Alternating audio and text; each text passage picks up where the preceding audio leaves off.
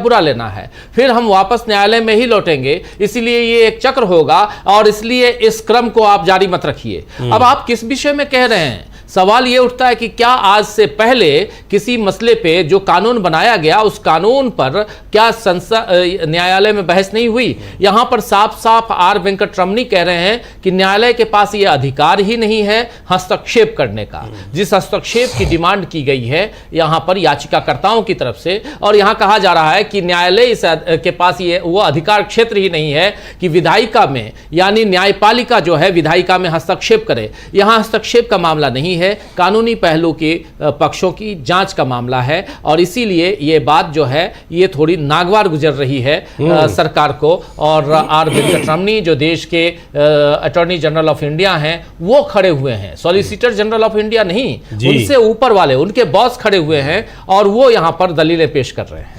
बिल्कुल, वो दलीलें पेश कर रहे हैं, लेकिन अब दलीलें वो क्या दे रहे हैं अब ये देखना होगा कि उस पर दोनों जजेस की टिप्पणी क्या आती है। देखना बड़ा दिलचस्प होगा, क्योंकि उनका ये कहना है कि ये जो याचिकाकर्ता हैं वो चाह रहे हैं कि न्यायालय इस मामले में दखल दे, और न्यायालय इस मामले में दखल दे ये याचिकाकर्ता नहीं चाह रहे हैं। याचिकाकर्ताओं ने सीधे पहली बात तो ये है कि उस कानून को चुनौती दी है जिस कानून के तहत चुनाव आयुक्तों और मुख्य चुनाव आयुक्त की नियुक्ति होनी है। और दूसरी जो याचिका है, जैसे शुक्ला जी की याचिका जो है लोक प्रहरी वाली, उसमें यह कहा गया है कि उस कानून के तहत जो ये बनाए गए हैं ज्ञानेश कुमार गुप्ता और बाकी जो 2 अन्य चुनाव आयुक्त हैं इनकी नियुक्ति गलत है। तो यहां पर सुप्रीम कोर्ट दखल दे ऐसी मांग कौन याचिकाकर्ता करेगा और उनके पक्ष में कौन वकील अपीयर हो जाएगा? ये सोचना चाहिए। आर वेंकटरमणी साहब को खुद भी बहुत वरिष्ठ वकील हैं कि आखिर याचिकाकर्ताओं की ओर से जो ये बात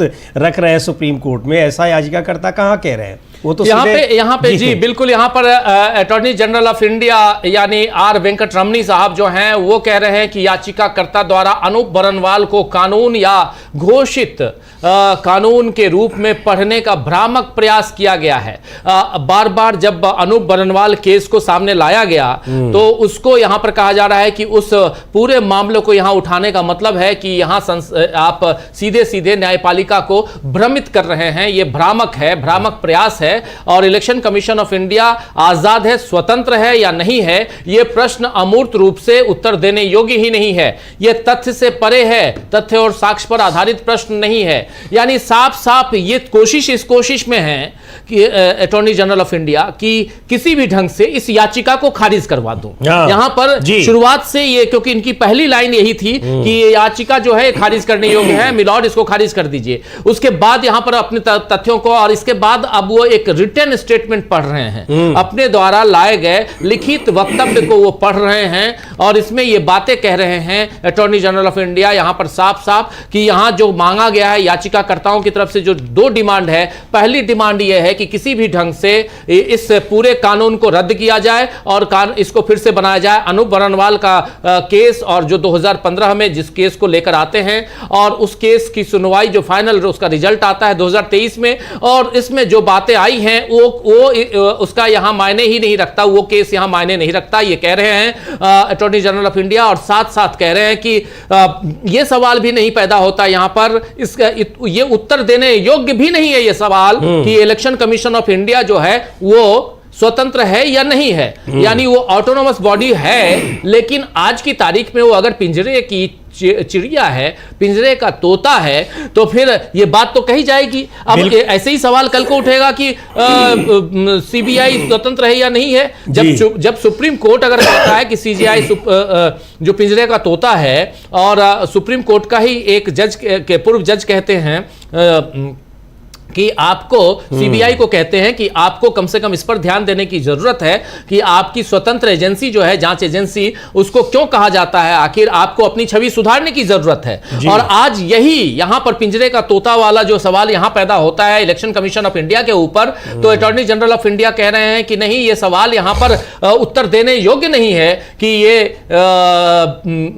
इलेक्शन कमीशन ऑफ इंडिया जो है वो यहां पर स्वतंत्र है या नहीं है। एक बड़ा सवाल पैदा हो। हाँ, एक तो भाई इलेक्शन कमीशन ऑफ इंडिया को इसीलिए संविधान में ऑटोनॉमस बॉडी, उसको एक संवैधानिक संस्था बनाया गया, लेकिन जब उसके प्रमुख की नियुक्ति सरकार अपने लोगों को कर देगी, यानी सरकार जिसको चाहेगी और जो सरकार के प्रति अपनी वफादारी सिद्ध कर चुका होगा, अगर ऐसे व्यक्ति को आप नियुक्त कर देंगे तो कैसे वो संस्था रह जाएगी। और आप उसके लिए कानून ही ऐसा बना रहे हैं कि वो उसी को आप बनाएंगे जो आपके प्रति वफादारी पहले सिद्ध किया रहे और बाद में भी वो आप ही के हिसाब से काम करे, क्योंकि आप उसको इम्यूनिटी भी दे रहे हैं कि कोई कानून उसका बाल बांका नहीं कर सकता, उसके खिलाफ कोई आप मुकदमा नहीं कर सकते अपने कार्यकाल के दौरान उसने जो कुछ भी किया हो। तो ये तमाम चीज़ें हैं जिनकी वजह से इसको चैलेंज किया गया है। लेकिन जो तर्क एजीआई की तरफ से राजीव जी दिए जा रहे हैं वो बड़े हास्यास्पद किस्म के दिखाई पड़ रहे हैं कि आप कैसे कह रहे हैं कि याचिकाकर्ता चाह रहे हैं कि सुप्रीम कोर्ट उसमें दखलंदाजी करे। यानी उनके कहने का मतलब ये है कि याचिकाकर्ता ये कह रहे हैं कि सुप्रीम कोर्ट चुनाव आयुक्त और मुख्य चुनाव आयुक्त की नियुक्ति करे। अब ऐसा कौन सा याचिकाकर्ता इस तरह की बात सोचेगा? जो काम संसद का है, जो कानून बनाने का काम संसद का है, उसको कोई बड़े वकील जाकर ये कहेंगे कि नहीं ये काम सुप्रीम कोर्ट करे। यही तो बड़ा सवाल पैदा होता है यहाँ पर कि क्या आखिर सुप्रीम कोर्ट में अगर कोई गुहार लगा रहा है तो क्या कल को गुहार लगाना बंद कर दे? कल को अगर किसी कानून को लेकर अगर बात कही जा रही है कि ये कानून जो है वो गलत है, आपने कानून बनाया और कानूनी तौर पर, संवैधानिक तौर पर ये सही है कि गलत है, ये यहाँ पर आखिर क्यों नहीं कहा? आखिर ये दलीलें यहाँ पेश क्यों नहीं की जा सकती हैं? आखिर ये याचिकाएं यहाँ पर क्यों नहीं दाखिल की जा सकती हैं?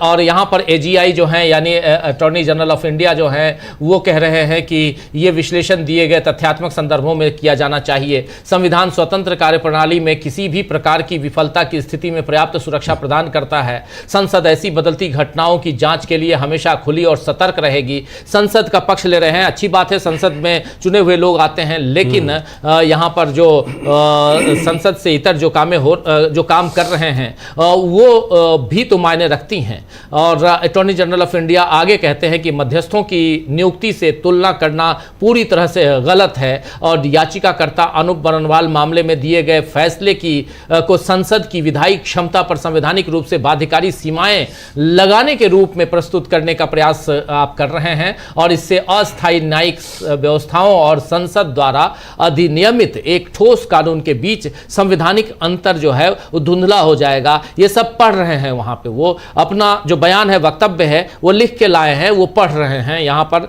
अटॉर्नी जनरल ऑफ इंडिया ये साफ दिखाई दे रहा है। यानी ये बात वही है जो बात पहले हम लोग कर चुके हैं कि आखिर अनूप बरनवाल का जो मामला है वो मामला आप यहाँ रखने की कोशिश, उस मामले के आधार को, उसको तथ्य आधार बनाकर आप इसको आगे बढ़ाना चाहते हैं, लेकिन ये यहां पर तथ्यपरक नहीं है, ये बता रहे हैं। ये राजीव जी ये उठा तो रहे हैं एजीआई साहब ये मामला, आर वेंकट रमणी साहब, लेकिन पिछली सुनवाई में ये बहुत स्पष्ट तरीके से जो याचिकाकर्ताओं के वकील थे उनका ये कहना था कि वो कतई नहीं चाह रहे हैं कि अनूप बरनवाल मामले में जो सुप्रीम कोर्ट ने रूलिंग दी थी वही कानून बिल्कुल बनाया जाए, यानी सीजेआई और प्रधानमंत्री सीजेआई और एलओपी, बल्कि वो किसी भी तरीके से उसकी स्ट्रक्चरिंग कुछ भी कर सकती है, पर वो स्ट्रक्चरिंग ये दिखाई पड़े कि आप जिसकी भी नियुक्ति करेंगे वो निरपेक्ष होगा, वो ऐसा नहीं लगेगा कि वो सरकार का कृपा पात्र होगा। ये बात वहां पर पहले ही की जा चुकी है। अब आर वेंकट रमणी साहब उस समय सुने नहीं थे प्रोसीडिंग या उन्होंने देखी नहीं, ऐसा कह रहे हैं, लेकिन इसको लेकर बात वहां पहले ही हो चुकी है कि सुप्रीम कोर्ट द्वारा बनाई गई जो कमेटी थी बिल्कुल हूबहू वही कानून में बना दिया जाए, ऐसी बात नहीं है। यानी जो उन्होंने यहां तक कहा था, मुझे याद है कि 3 सदस्यीय की बजाय इसको 5 सदस्यीय भी किया जा सकता है। ये कोई आवश्यक नहीं है कि आप उसको, लेकिन उसका नेचर ये दिखाई पड़े कि हाँ इसमें जो लोग शामिल किए गए हैं, उम्मीद की जाती है कि ये एक जिस नाम पर सहमति बनेगी वो कहीं किसी एक पक्ष की ओर पूरी तरीके से झुका हुआ नहीं दिखाई पड़ेगा। बिल्कुल बिल्कुल एक पक्षीय ना हो, किसी एक पक्षीय, और यही तो दलीलें पेश की गई हैं। शुरुआत में थोड़ा सा रिकैप कर देते हैं कि शुरुआत में, आज जो साथी बाद में जुड़े हैं उनके लिए, शुरुआत में फर्स्ट हाफ में क्या हुआ, एक लंबी बहस चल रही है पिछले लगभग 2 घंटे उधर चली फर्स्ट हाफ में, और अब आगे कितने घंटे यहाँ चलती है सेकंड हाफ में आफ्टर लंच, ये देखेंगे। लेकिन महत्वपूर्ण बात यहाँ पर जो लंबी बहस है वो बहस ये है कि जब लोक प्रहरी की तरफ से खड़े हुए, याचिकाकर्ता के रूप में खड़े हुए retired IAS officer SN Shukla, तो शुक्ला साहब ने वहाँ साफ साफ कहा कि ये अनूप बरनवाल का केस हमारे सामने है, और दूसरी बात है कि ये कानून ही गलत है, और कानून गलत है तो उस आधार पे इस कानून को रद्द करना चाहिए, संवैधानिक तौर पे ये गलत है। दूसरी बात उन्होंने कहा कि अगर कानून रद्द आप कर भी देते, नहीं भी करते हैं, यानी आपने जो कानून बनाया है उसी कानून को रखते हैं, तब भी ज्ञानेश कुमार गुप्ता की नियुक्ति गलत है, संधू की नियुक्ति गलत है। खासकर इन दोनों के ऊपर बात आ रही है, क्योंकि इन दोनों की नियुक्ति, संधू और गुप्ता, ज्ञानेश कुमार, इन दोनों की नियुक्ति 2024 में अचानक की गई थी। आप याद कीजिए कि एक इलेक्शन कमिश्नर ने इस्तीफा दिया था, एक ने छोड़ दिया था, एक तुरंत छोड़ के चले गए थे, तो ये दोनों के लिए दोनों पद खाली हो गए थे, और इसलिए राजीव कुमार के बाएं दाएं बैठने वाले दोनों लोग चले गए थे। एक से इस्तीफा लिया गया था, एक ने इस्तीफा दे दिया था, और दोनों चले गए थे। तो इसलिए दोनों की जगह पर एक तरफ ज्ञानेश कुमार गुप्ता और दूसरी तरफ संधू खड़े हुए बैठे वहां पे, और अब ज्ञानेश गुप्ता जो हैं, ज्ञानेश कुमार जो हैं, वो बन गए हैं chief election commissioner of India, और दूसरे जो इलेक्शन कमिश्नर्स हैं वो उनके ऊपर भी। तो अब ये पूरा का पूरा इनकी नियुक्ति जो जिस आधार पर की गई है वो नियुक्ति गलत है, ये बार बार यहां पर कही गई पहले। अब अटॉर्नी जनरल ऑफ इंडिया कह रहे हैं कि यह समय की बर्बादी है, जो कानून जो विधायिका जो कानून बनाता है, यानी संसद में जो कानून बनता है, उस कानून पर में हस्तक्षेप नहीं कर सकता न्यायपालिका। यहां न्यायपालिका को सीधे चुनौती है विधायिका की तरफ से, यह साफ दिखाई दे रहा है न्यायपालिका को सीधी चुनौती विधायिका की तरफ से कि आप इस कानून में हस्तक्षेप नहीं कर सकते। और अटॉर्नी जनरल लिखित रिटर्न यहां स्टेटमेंट पढ़ रहे हैं अपना, और उस स्टेटमेंट में वो बताने की कोशिश कर रहे हैं कि आप जो भी यहां पर बताने, दिखाने या इसके आगे तथ्यों को लाने की कोशिश कर रहे हैं वो गलत है, ये साफ यहां है। बिल्कुल, अभी वो कि आप जो जिस कानून अगर बना दिया गया है तो आप उसकी जांच नहीं कर सकते हैं, उनकी दलीलों से तो बिल्कुल यही लग रहा है। और ये सीधे सीधे वो एक तरीके से जो चैलेंज कर रहे हैं, जो आपने कहा भी कि सुप्रीम कोर्ट को चुनौती दे रहे हैं कि अगर संसद ने कानून बना दिया, अब संसद चाहे जिस तरीके से कानून बना दे, अब जो कानून ये बना हुआ है उस कानून को हम लोग देख रहे हैं कि ये कानून कैसे बना, जब बनाया गया था तो कैसे पूरा का पूरा विपक्ष बाहर था, तो क्या उसको चुनौती नहीं दी जा सकती है? ये किस संविधान की किताब में लिखा हुआ है? अब इसीलिए चुनाव आयोग ने, ज्ञानेश कुमार कहने लगे हैं कि ये न्यू इलेक्शन कमीशन है, क्योंकि उनको पता है कि न्यू इलेक्शन कमीशन में उनको इस तरह की पावर दे दी गई, ऐसी इम्यूनिटी दे दी गई कि उनके खिलाफ कोई कार्रवाई नहीं हो सकती है। और ये सारी चीज़ें राजीव जी उनके एटीट्यूड में दिखाई पड़ती हैं, जो विपक्षी नेताओं को ऐसे देखते हैं जैसे ये दुश्मन हो, देश के दुश्मन हो, उनके दुश्मन हो, संविधान के दुश्मन हो, और विपक्ष को किस तरीके से इग्नोर करते हैं ये लगातार हम लोगों ने देखा है। ये सारी चीज़ें, इनके पीछे केवल 2 कारण हैं। एक तो जिस तरह से सरकार कृपा पात्र बनाकर उनको इस पद पर बैठा रही है, और दूसरी बात यह कि उनको किसी भी तरह के काम करने की पूरी छूट मिली है, किसी तरह की कोई कानूनी अड़चन नहीं कि बाद में भी उनके खिलाफ कुछ किया जा सकता है। कानून ऐसा बना दिया गया है उनकी नियुक्ति को लेकर।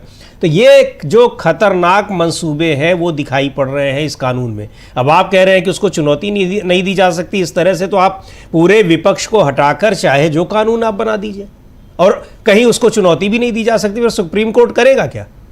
बिल्कुल बिल्कुल, इसलिए यहां पर जस्टिस दत्ता, दीपांकर दत्ता यहां पर सवाल कर रहे हैं अटॉर्नी जनरल से कि क्या अनुच्छेद 142, आप जानते हैं आर्टिकल 142 जो है वो सुप्रीम कोर्ट को बहुत कुछ देता है, यही तो है जी? बिल्कुल। और यहाँ पर साफ साफ अनुच्छेद जो आर्टिकल 142 है उसके आदेश यहाँ पूछ रहे हैं कि क्या अनुच्छेद 142 के आदेश के लिए 5 न्यायाधीशों की पीठ द्वारा 300 से अधिक पैराग्राफ में तर्क लिखना आवश्यक था।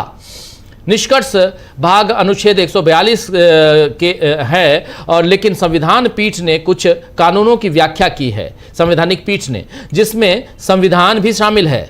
यदि वास्तव में केवल अनुच्छेद 142 ही होता तो सर्वोच्च न्यायालय कहता कि आप अपनी समझ के अनुसार ढांचा बनाएं, लेकिन इस बीच यही ढांचा है। यहां साफ साफ कह रहे हैं कि अगर सिर्फ वास्तव में अगर 142 ही होता तो सुप्रीम कोर्ट कह सकता था कि आप अपने अनुसार अनुसार फ्रेम कर लीजिए आप, एज पर योर विजडम, कि you frame as per your wisdom, but it in the अभी आज के मामले में जो है ये कुछ और है, ये स्ट्रक्चर कुछ और है, और इसीलिए ये जरूरी हो जाता है, यहां साफ साफ कहा जा रहा है कि अब ये आर्टिकल 142 का जो जिक्र हो रहा है राजीव जी, तो ये अब ये सुप्रीम कोर्ट के पास, जिसको कह रहे हैं आर वेंकट रमनी की यहाँ पर विधायी शक्ति को, संसद की विधायी शक्ति को चुनौती दी जा रही है या उसको लेकर बातें हो रही हैं, तो संविधान में 142 के तहत, आर्टिकल 142 के तहत ये सुप्रीम कोर्ट को असाधारण शक्ति मिली हुई है कि जहां भी वो उसको लूप होल्स दिखाई पड़ रहे हो, जहां स्पष्टता नहीं है कि संविधान में जो चीज़ लिखी गई है उसका क्या मतलब है, तो उस चीज़ को स्पष्ट करने का काम सुप्रीम कोर्ट ही करता है, और जो कह देता है वही माना जाता है। और इसमें उसको कहा गया है कि वो कोई नियम, कोई डिग्री, कोई आदेश भी पारित कर सकता है। उसी के तहत जो सुझाव दिया था अनूप बरनवाल केस में कि आप जब तक कोई नई व्यवस्था नहीं बनाते हैं तब तक आप इस व्यवस्था के तहत जो हम बता रहे हैं आप इसके तहत कर सकते हैं। हालांकि उसमें भी कहा था कि आप कर सकते हैं, लेकिन सरकार ने किया कि उनकी व्यवस्था को दरकिनार करके तुरंत कानून बना दिया। बिल्कुल बिल्कुल बिल्कुल, तुरंत इसलिए 142 का यहाँ हवाला देते हुए जस्टिस दीपांकर दत्ता बहुत महत्वपूर्ण बात यहाँ रखते हुए दीपांकर दत्ता लगातार सवाल कर रहे हैं अटॉर्नी जनरल ऑफ इंडिया से और आर वेंकट रमनी से, और कह रहे हैं कि आखिर आप जिस दिशा में ले जाना चाहते हैं, क्योंकि आर वेंकट रमनी कह रहे हैं कि इसमें हस्तक्षेप करने का अधिकार न्यायालय के पास है ही नहीं। सीधे शब्दों में वो यही कहने की कोशिश कर रहे हैं कि ये जो कानून बनाया गया है विधायिका की तरफ से, इस कानून में हस्तक्षेप करने का अधिकार न्यायालय का नहीं है, सर्वोच्च न्यायालय का नहीं है, सर्वोच्च न्यायालय इसमें दखल न दे। और इसीलिए यहां पर जस्टिस दत्ता कह रहे हैं कि क्या 300 से ज्यादा पैराग्राफ में जो बनाए गए, लिखे गए जो 142 के जो ऑर्डर हैं वो गलत हैं क्या, और उस आधार पर क्या अभी तक जितने भी डिसीजन लिए गए हैं वो गलत है क्या, ये सारी बातें यहां पर कही जा रही है। और ये बहुत इंपॉर्टेंट हो जाता है क्योंकि आर वेंकट रमनी यहां कहीं ना कहीं मुद्दे को भटकाने की कोशिश कर रहे हैं, ये साफ दिखाई दे रहा है, और इसीलिए इस मुद्दे पर सवाल जो पैदा होता है वो और गंभीर हो जाता है, जिसमें आर वेंकट रमनी से कई सारे सवाल पूछे जा रहे हैं, लेकिन इनके बीच अब चूंकि दीपांकर दत्ता जो हैं, जस्टिस दीपांकर दत्ता, वो अपनी बात रख रहे हैं, और जस्टिस दीपांकर दत्ता की बातों को काटने खारिज करने की कोशिश जरूर कर रहे हैं आर वेंकट रमनी, और वो करेंगे भी, क्योंकि यहाँ किसी न किसी ढंग से ये साबित करना है कि ये जो कानून है सही है, और जो हमने अपॉइंट किया है ज्ञानेश गुप्ता को वो सही है। यहाँ पर एजीआई जो हैं वो आगे भी बढ़ते हैं और यहाँ कहते हैं कि न्यायालय ने सभी संभावित वैश्विक विकल्पों पर विचार करने के बाद ये निर्णय लिया। संविधान सभा ने तमाम बहस के बाद अनुच्छेद 324 लाया। अब आर्टिकल 324 पे आ गए, जो चुनाव आयोग के गठन से लेके चुनाव कराने की प्रणालियों की व्याख्या करता है अनुच्छेद 324। और 324 में कहा गया है कि यह संसद द्वारा बनाए गए कानून के अधीन होगा, संसद द्वारा बनाए गए कानून के अधीन होगा। बिल्कुल सही है, यानी चुनाव आयोग के लिए जो कानून बनेगा वो संसद में बनेगा जी, ठीक है। और ये दलीलें पेश की गई हैं। अब मैं ये बहुत मजेदार, यहां पर कैसे अटॉर्नी जनरल फंस रहे हैं मैं बता रहा हूं। फंस इसलिए रहे हैं क्योंकि एसआईआर के मामले में आप 344 और संसद के द्वारा बनाए गए कानून की बात नहीं करते हैं। एसआईआर में कहते हैं कि नहीं, तो हमारा जो ऑटोनोमस बॉडी है कानून हम ही बनाएंगे, और यहां कह रहे हैं कि कानून जो है वो संसद बनाएगा। कानून महाराज संसद ही बनाएगा, मतलब at the end of the day कानून संसद ही बनाएगा। कानून न ही न्यायालय बनाएगा, न ही चीफ इलेक्शन कमिश्नर बनाएगा। तो इसलिए यहां पर 324 का हवाला देते हुए अटॉर्नी जनरल ऑफ इंडिया कह रहे हैं कि 324 में जो कहा गया है, संविधान सभा ने तमाम बहस के बाद अनुच्छेद 324 लाया, जिसमें कहा गया कि यह संसद द्वारा बनाए गए कानून के अधीन होगा। उन्होंने सोच समझकर कहा कि भविष्य में संसद किसी भी स्थिति का आकलन करेगी और बेहतर कानून तय करने में अधिक सक्षम होगी। यहां पर जब आप कह रहे हैं संसद आकलन करेगी और संसद कानून बनाने तय करने में अधिक सक्षम होगी, तो इसमें कहां गड़बड़ी है? बिल्कुल गड़बड़ी तो बिल्कुल नहीं है, लेकिन न्यायालय उसके कानूनी पहलू की तहकीकात करेगा, उस कानून पे रोक लगाएगा। और क्या ये भी है कि वो संवैधानिक दायरे में रहकर कानून बना है या फिर आपने मनमाने तरीके से जैसे इस कानून को बना दिया है। भाई उसका कस्टोडियन है, वो कस्टोडियन है जी। अच्छा, एक चीज और भी है, आप उसी में देखिए, आपने जिक्र भी किया कि एसआईआर के दौरान जो कहा गया, तो यही काम तो किया था चुनाव आयोग ने। कानून जो संसद में बनना चाहिए था, जिसको लेकर जब बहस चल रही थी तो अभिषेक मनु सिंघवी ने कहा भी, मुझे याद आ रहा है कि यहाँ कानून बनाने का, नियम बनाने का काम संसद का होता है, उस काम को एसआईआर ने अपने आप ही कर लिया, अरे चुनाव आयोग ने अपने आप ही कर लिया कि किस तरीके से एसआईआर होगा, उसमें क्या नियम होंगे, कौन से डॉक्यूमेंट लगेंगे, ये सारी चीजें संसद में बननी चाहिए, वो कर ले रहे हैं। तो वहां पर तो नियमों का उल्लंघन, संसद की शक्तियों को एक तरीके से हड़पने का काम चुनाव आयोग ने किया, वो बहस उसमें जबरदस्त तरीके से हुई। लेकिन यहां पर सवाल यह है कि संसद अगर कानून कोई उसकी वैधानिकता को चुनौती दी जा रही है, उसकी प्रक्रियागत उसको अगर वैधानिकता को चुनौती दी जा रही है, तो भाई चुनौती तो दी ही जाएगी सुप्रीम कोर्ट में, और ये तय करने का, देखने का काम सुप्रीम कोर्ट का ही है। अब यहां जो 142 की बात आ रही है राजीव जी, अब उसमें आप देखिए कि ये वो ताकत है जहां जो लूप होल्स होते हैं, कहीं कोई स्पष्टता अगर नहीं है, चूंकि संविधान में कई बार ऐसी स्थितियां आती हैं। अब यहां गिड़गिड़ा रहे हैं, जरा ये बता दे रहा हूं, गिड़गिड़ा रहे हैं एजीआई, बोल रहे हैं कि जो लोग संविधान बनाया, जिन लोगों ने संविधान के रचनाकारों ने, उन्होंने एक स्वतंत्र निकाय की बात की, स्वतंत्र निकाय यानी इलेक्शन कमीशन ऑफ इंडिया।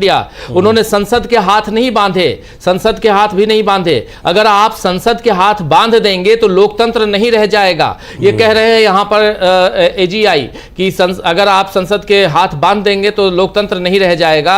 अब यानी यहां साफ साफ है, ये कह रहे हैं कि आप इसके जरिए संसद का, यानी उनको लग रहा है कि कहीं ना कहीं आप संसद का हाथ बांधने की कोशिश कर रहे हैं, और ये मामला जो है बिल्कुल इसके खिलाफ जा रहा है। कहीं कोई फैसला, गलत फैसला ना आ जाए, मतलब उल्टा फैसला ना आ जाए, सरकार के पक्ष में फैसला जाने की जगह अगर याचिकाकर्ताओं के पक्ष में चला गया फैसला तो गड़बड़ हो जाएगा, इसीलिए यहां पर यह बात कही जा रही है। लेकिन न्यायालय कह रहा है कि क्या अनुच्छेद 142 के आदेश के लिए 5 न्यायाधीशों की संविधान पीठ द्वारा 300 से अधिक अनुच्छेद लिखना आवश्यक था? अंतिम भाग अनुच्छेद 142 है, लेकिन संविधान पीठ ने कुछ कानूनों की व्याख्या की है जिसमें संविधान भी शामिल है। अगर यह केवल अनुच्छेद 142 होता तो सर्वोच्च न्यायालय कहता कि आप क्या करने जा रहे हैं, कानून 7 दशकों से स्थापित है, आप अपने विवेक के अनुसार कानून का दावा कर सकते हैं। लेकिन इस बीच हम कहते हैं कि चुनाव आयोग की संरचना इस प्रकार होनी चाहिए। ये कह रहे हैं कि हमारा क्या काम है, हम ये कह रहे हैं कि संरचना कैसी होनी चाहिए ये हम बता सकते हैं, आप हमको यहां नहीं रोक सकते। अगर कानूनी तौर पर यह गलत है तो गलत है, हम ये कहेंगे। यहां पर बात सीधे सीधे आ गई है विधायिका और न्यायपालिका पे। अटॉर्नी जनरल ऑफ इंडिया कह रहे हैं कि न्यायपालिका का कोई यहां पर मतलब ही नहीं बनता, न्यायपालिका जो है वो विधायिका में हस्तक्षेप नहीं कर सकता। लेकिन यहां न्यायपालिका कैसे नहीं हस्तक्षेप करेगी, ये तो यहां पर साफ साफ है ना कि न्यायपालिका अगर कानूनी पहलू को यहां समझने की कोशिश कर रही है, न्यायपालिका के जरिए अगर पहुंचा जा रहा है कि कोई काम गलत है, अगर संवैधानिक तौर पर चुने हुए लोग जो संसद में बैठे हैं और वो अगर गलत कानून बना दिया है उन्होंने, तो उस कानून को रोकवाने का काम भी हमारे संविधान में, यही तो लचीलापन है कि सब एक दूसरे के कस्टोडियन के रूप में भी काम करते हैं। यही तो है। ये जो चेक्स एंड बैलेंसेस की व्यवस्था है इसीलिए दी गई है कि यहां पर किसी एक को सुप्रीम पावर नहीं दी गई है।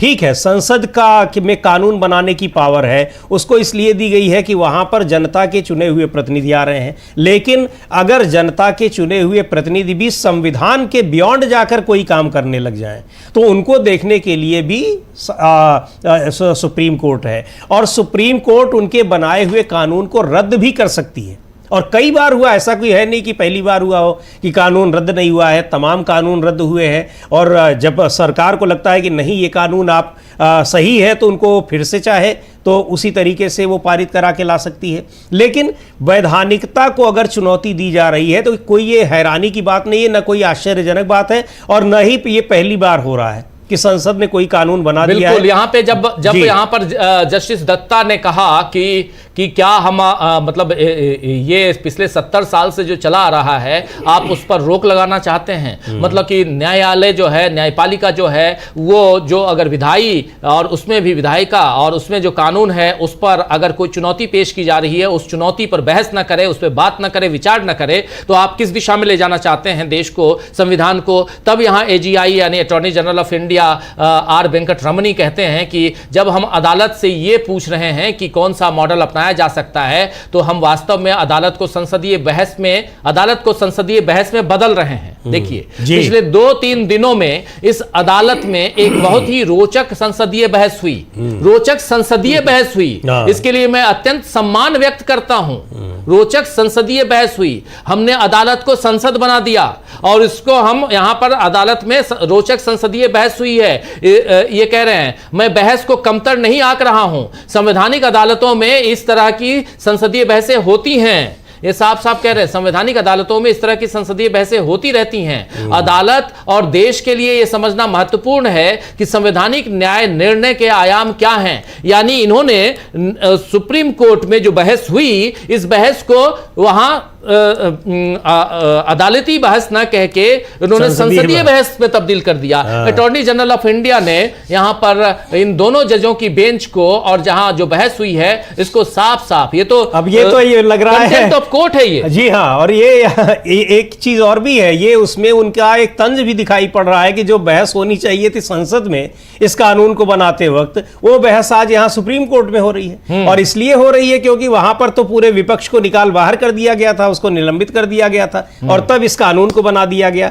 तो इस कानून को चुनौती देने के पीछे तो सबसे बड़ी वजह तो यही है कि इसको बनाने के लिए जो प्रक्रिया अपनाई गई वही अपने आप में गैर संवैधानिक है।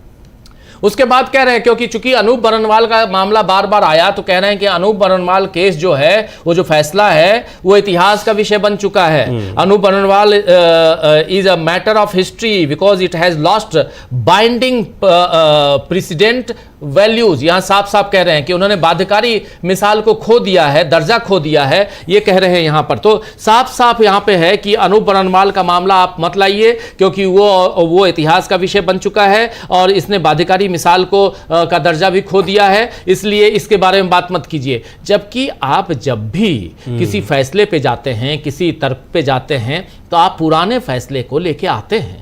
आप आज से 50 साल पुराने फैसले को भी लाते हैं, भले वो फैसला जो है किसी सब वक्त बहुत इंपॉर्टेंट रहा हो, लेकिन वो कहीं ना कहीं एक मिसाल कायम रखता है, वो फैसला रहता है। और ऐसे में आप आज साफ साफ attorney general of India AGI वो साफ साफ कह रहे हैं कि अनूप बरनवाल के मामले को भूल जाओ, ये इतिहास का विषय हो गया, ये बाध्यकारी नहीं है। और इसके अलावा ये कह रहे हैं कि यहाँ पर संसदीय बहस हुई है। संसदीय बहस क्या होती है? लोकसभा राज्यसभा में कहा जाए तो संसदीय बहस माना जा सकता है, लेकिन आप ये जिस ढंग से कमेंट कर रहे हैं, कटाक्ष कर रहे हैं, ये कटाक्ष है, ये व्यंग है, ये व्यंग है सीधे सीधे दोनों जजों की बेंच पे। अटॉर्नी जनरल ऑफ इंडिया दबाव बनाने की, प्रेशर बनाने की कोशिश कर रहे हैं, यहां साफ दिखाई दे रहा है। ये बहुत इंपॉर्टेंट बात यहां हो जाती है कि कहीं ना कहीं एजीआई जो अटॉर्नी जनरल ऑफ इंडिया हैं आर वेंकट रमनी, वो इस मसले को पूरा का पूरा मोल्ड करने की कोशिश कर रहे हैं। अब उनकी इस बात का उत्तर अब या तो मुझे लगता है पिटिशनर्स के वकीलों को देना चाहिए, नहीं तो मुझे ये भी लग रहा है कि जजेस की भी टिप्पणी यही होगी कि अगर ये बहस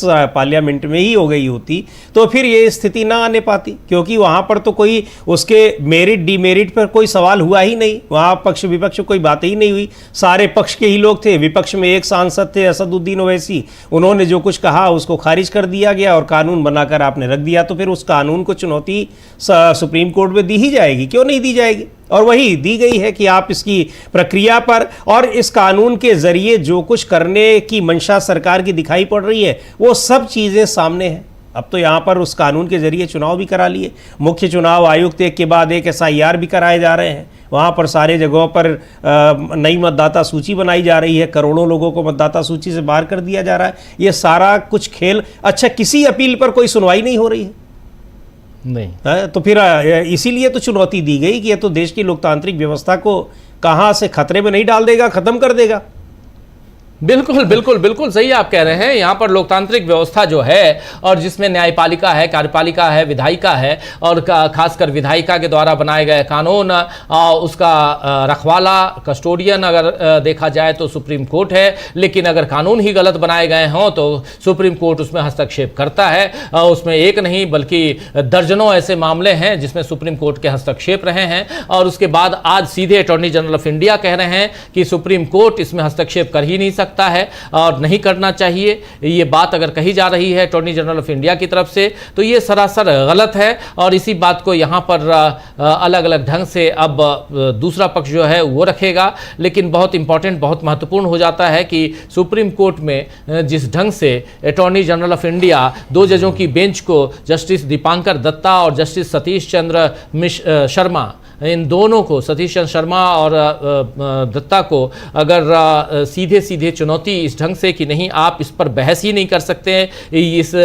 ये जो याचिका है इस याचिका को तत्काल प्रभाव से खारिज कर देना चाहिए। बार बार याचिका को खारिज करने में वो करवाने में लगे हुए हैं। ये जो बात हो रही है ये कहाँ तक जायज़ है, ये सोचने वाली बात। और अब यहाँ से आगे क्या होता है, क्या ये तस्वीर कुछ और दिखाई देगी, ये बहुत इंपॉर्टेंट हो जाता है समीर जी कि क्या ये जहां 142 की आर्टिकल का जिक्र आता है, जहां 322, 324 का जिक्र आता है, जहां 14 आर्टिकल 14 समानता का अधिकार उसका जिक्र आता है, ये तमाम, और आर्टिकल 14 तो इतना शानदार आर्टिकल है अपने देश के लिए, आम नागरिकों के लिए, जहां सबको बराबरी का अधिकार देता है। और इसलिए ये महत्वपूर्ण हो जाता है, बहुत ज़्यादा महत्वपूर्ण हो जाता है कि आप कम से कम यहाँ से इस बहस में आप उस ढंग से, क्योंकि जो दलीलें पेश की गई हैं उसमें कहा गया कि राष्ट्रपति को रबर स्टैंप बना दिया है और उसकी दलील पेश की गई, उसमें तथ्य दिए गए, लेकिन उस पर अटॉर्नी जनरल वहां सफाई नहीं दे रहे हैं, वहां कहा गया कि आपने सीजेआई को क्यों हटाया और उसके हटाने के पीछे जो दलीलें पेश की गई विपक्ष की तरफ से उस पर आपने कुछ नहीं कहा। आप उन तमाम बातों को काटने के लिए, खारिज करने के लिए अपनी कोई दलील नहीं दे रहे हैं क्योंकि आपके पास कुछ है नहीं। लेकिन आप यहां पर जो बहस कर रहे हैं, जो बातें रख रहे हैं वो ये कि न्यायपालिका विधायिका के मामले में हस्तक्षेप नहीं कर सकता, बिल्कुल नहीं कर सकता, इसमें कोई दो राय नहीं है। लेकिन सब एक दूसरे को की लगाम पकड़ के बैठा हुआ है। जी हाँ, जितने तीनों जो हमारे हैं, चाहे न्यायपालिका, कार्यपालिका, विधायिका, ये तीनों के लगाम हैं। लगाम जो है वो राष्ट्रपति का भी है, लगाम चीफ जस्टिस ऑफ इंडिया का भी है, लगाम उपराष्ट्रपति का भी है, लगाम जो है वो संसद के अध्यक्ष यानी ओम बिरला साहब का भी है। सबके लगाम है और सब एक दूसरे के पास है, एक दूसरे के हाथ में है। यही तो है अपने देश की खूबसूरती, अपने देश के संविधान की खूबसूरती। बिल्कुल, इसीलिए तो कहा जाता है कि यहाँ पर सब एक यूनिक संविधान है। जब बना था सभी को पता होगा कि दुनिया भर के संविधान का अध्ययन किया गया और जहाँ भी अच्छाइयाँ थीं, जो कुछ थी और जो हमारे यहाँ लागू हो सकती थी, उन सबको अडॉप्ट किया गया और लंबी चौड़ी बहसें हुई हैं। एक एक आर्टिकल, एक एक क्लॉज को लेकर कई दिनों तक बहस हुई है, तब जाकर ये संविधान बना है, ऐसे नहीं बन गया है। लेकिन जो बात यहाँ, और इसीलिए इन सब को देखते हुए ये कहा गया कि अगर कहीं कोई, इसके बावजूद अगर कहीं कोई दिक्कत आती है तो, या फिर कहीं कोई स्पष्टता नहीं दिखाई पड़ती है, उसके लिए सुप्रीम कोर्ट है, उसकी व्याख्या सुप्रीम कोर्ट ही करेगा। सुप्रीम कोर्ट को उसका कस्टोडियन बनाया गया। तो जितने भी संविधान के अंग हैं, अगर वहाँ कहीं कोई दिक्कत हो रही है, उसकी आखिरी जगह होती है उस पर बात करने की, उसका कुछ उस पर फैसला करने की, वो सुप्रीम कोर्ट है। यहाँ हस्तक्षेप की बात नहीं हो रही है, क्योंकि हस्तक्षेप करना होता तो सुप्रीम कोर्ट कहता कि आप यही कानून बना दीजिए। सुप्रीम कोर्ट ने कहा था कि आप अपने हिसाब से कानून बनाइए, लेकिन जब तक आप कानून नहीं बना रहे हैं तो इस प्रक्रिया के जरिए आप नियुक्ति कर सकते हैं, क्योंकि आप उस पद पर खाली नहीं रख सकते हैं। लेकिन आपने उनकी गाइडलाइन को पूरी तरह से इग्नोर कर दिया, खारिज कर दिया, और आपने जो बनाया वो पूरी तरह से इस तरह से बना दिया है आपने कि वो सरकार जिसको चाहे बस उसी को बना सकती है। दूसरा कोई जो मेंबर है उसमें, पैनल में, जूरी में, वो उस पर आपत्ति भी नहीं जता सकता, क्योंकि आपत्ति जताएगा भी तो उसका कोई फर्क नहीं पड़ेगा उससे। बिल्कुल आप सही कह रहे हैं, बिल्कुल। और इसमें भी जो इन्होंने अनूप बनरवाल का मामला बताया कि वो तो छोड़ दीजिए, उसको वो इतिहास बन चुका है। अरे भाई इतिहास बन चुका है, इसलिए तो उसको पकड़ के लाना है। इतिहास बन चुका है तब भी वो महत्वपूर्ण है। यहाँ पर तमाम मुकदमों की जो केस होते हैं उन पर जो सुप्रीम कोर्ट की टिप्पणी होती है अपने आप में नज़ीर होती है। तमाम मुकदमों में उनको नज़ीर के तौर पर पेश किया जाता है। तो इतिहास बन गया तो इसका मतलब ये थोड़ी कि दुनिया उसको भूल जाए। यही यहाँ इंपॉर्टेंट हो जाता है कि इतिहास बन गया तो इतिहास कैसे बना, और इतिहास बना है तो नज़ीर के रूप में उसको तो पेश किया जाएगा कि भाई आपने एक केस में ये फैसला हमारे ही इसी कोर्ट ने फैसला दिया है, इसीलिए इसको कंसीडर किया जाना चाहिए। तर्कों दलीलों और गवाहों में ये बातें आती हैं बार बार कि उस मामले में आपने इसको ये दिया, इस मामले में आपने ऐसा फैसला दिया, और इसलिए यहाँ पर भी ये फैसला होना चाहिए। ये बहस क्यों चलती है? और आप यहां कह रहे हैं अनूप बनरवाल का मामला जो है उसको आप भूल जाओ, वो इतिहास की बात हो गई। ये कैसे कोई भूलेगा? और इसीलिए यहां पर जो बहस है ये बहुत तीखी बहस की ओर बदलती हुई नजर आई, और जिसमें जस्टिस दीपांकर दत्ता खासकर आज कुछ और मूड में नजर आए। और इसलिए मूड में नजर आए क्योंकि वो सवाल जो कर रहे थे, तीखे सवाल कर रहे हैं अटॉर्नी जनरल ऑफ इंडिया से, और शायद तीखा सवाल करने के लिए अटॉर्नी जनरल ऑफ इंडिया ने यहां मजबूर भी कर दिया। क्योंकि वो कह रहे हैं कि नहीं, आपको इसमें दखल ही नहीं देना चाहिए। जो संसद में कानून बना दिया गया वो फाइनल है। और कटाक्ष करते हुए कि यहां संसदीय बहस हुई, उसको देखकर सुनकर मजा आया। अटॉर्नी जनरल ऑफ इंडिया कह रहे हैं कि जो संसदीय बहस न्यायपालिका में हुई उसको देखकर सुनकर मजा आया। भाई आप कटाक्ष कर रहे हैं। संसदीय बहस संसद में होती है, न कि यहां पर उच्चतम न्यायालय में या सुप्रीम अदालत में होती है। सुप्रीम अदालत में जो बहस होती है वो तर्कों दलीलों कानूनों के आधार पर होती हैं, और वहां ये कानून का जो सुप्रीम कोर्ट जो कस्टोडियन है वो आप जानते हैं, वो संविधान सब इन सब का रखवाला अगर कहा जाए, रक्षक कहा जाए, कानून का रखवाला अगर कहा जाए तो सुप्रीम कोर्ट होता है, बाकी तमाम हमारी अदालतें होती हैं। लेकिन अगर कानून के रखवाले के ऊपर ही कटाक्ष करेंगे कि यहां संसदीय बहस सुन के 2-3 दिनों में मजा आया, आप कहेंगे तो कहीं ना कहीं आप कटाक्ष कर रहे हैं, और ये गलत है सरासर। जी बिल्कुल, हाँ, ये कटाक्ष कर रहे हैं कि यहाँ पर मज़ा आया। यहाँ मज़े के लिए नहीं, बहसों के लिए नहीं, यहाँ पर एक इतने महत्वपूर्ण मुद्दे पर चर्चा हो रही है। अब पिछली जो सुनवाई थी, अभी हमने बताया भी था कि वहाँ तब इन्होंने ये दलील दी गई कि इसको अभी टाल दीजिए। सुप्रीम कोर्ट की इन्हीं जजों की बेंच थी, इन्होंने कहा नहीं, ये सबरीमाला केस से कहीं ज़्यादा महत्वपूर्ण है, ये सुनना चाहिए और हम इसकी लिस्टिंग कर रहे हैं। तुषार मेहता उस समय थे, वो कह रहे थे कि अभी इसको रहने दीजिए, बहुत महत्वपूर्ण मुद्दे पर सुनवाई चल रही है सुप्रीम कोर्ट में, इस पर हम लोग बाद में कर लेंगे। तो अब यहाँ उनकी जगह पर अगर आए हैं आर वेंकट रमणी साहब, यानी इनको लगा होगा कि महत्व और मजबूत दलीलें देंगे, लेकिन दलीलों को देखकर तो ऐसा नहीं लग रहा है कि बहुत ऐसी मजबूत दलील दे रहे हैं कि उससे सुप्रीम कोर्ट के दोनों जजों पर यह प्रभाव पड़ जाएगा कि नहीं, यहां पर जस्टिस दत्ता, इसमें अनूप बनरवाल का जब नाम आया तो जस्टिस दत्ता कह रहे हैं कि हम अनूप बनरवाल के आधार पर कुछ नहीं कहेंगे, या हम उस पर नहीं जा रहे हैं। चलिए, आप इतिहास की बात कर रहे हैं, चलिए हम मान लिया, चलिए वो इतिहास की बात करें। हम इस बात पर विचार कर रहे हैं कि सबसे अच्छा तरीका क्या होगा। हम संवैधानिक न्यायालय हैं, कह रहे हैं कि हम संवैधानिक न्यायालय हैं, हमारा काम कानून बनाना नहीं बल्कि कानून की व्याख्या करना है, कानून की रक्षा करना है।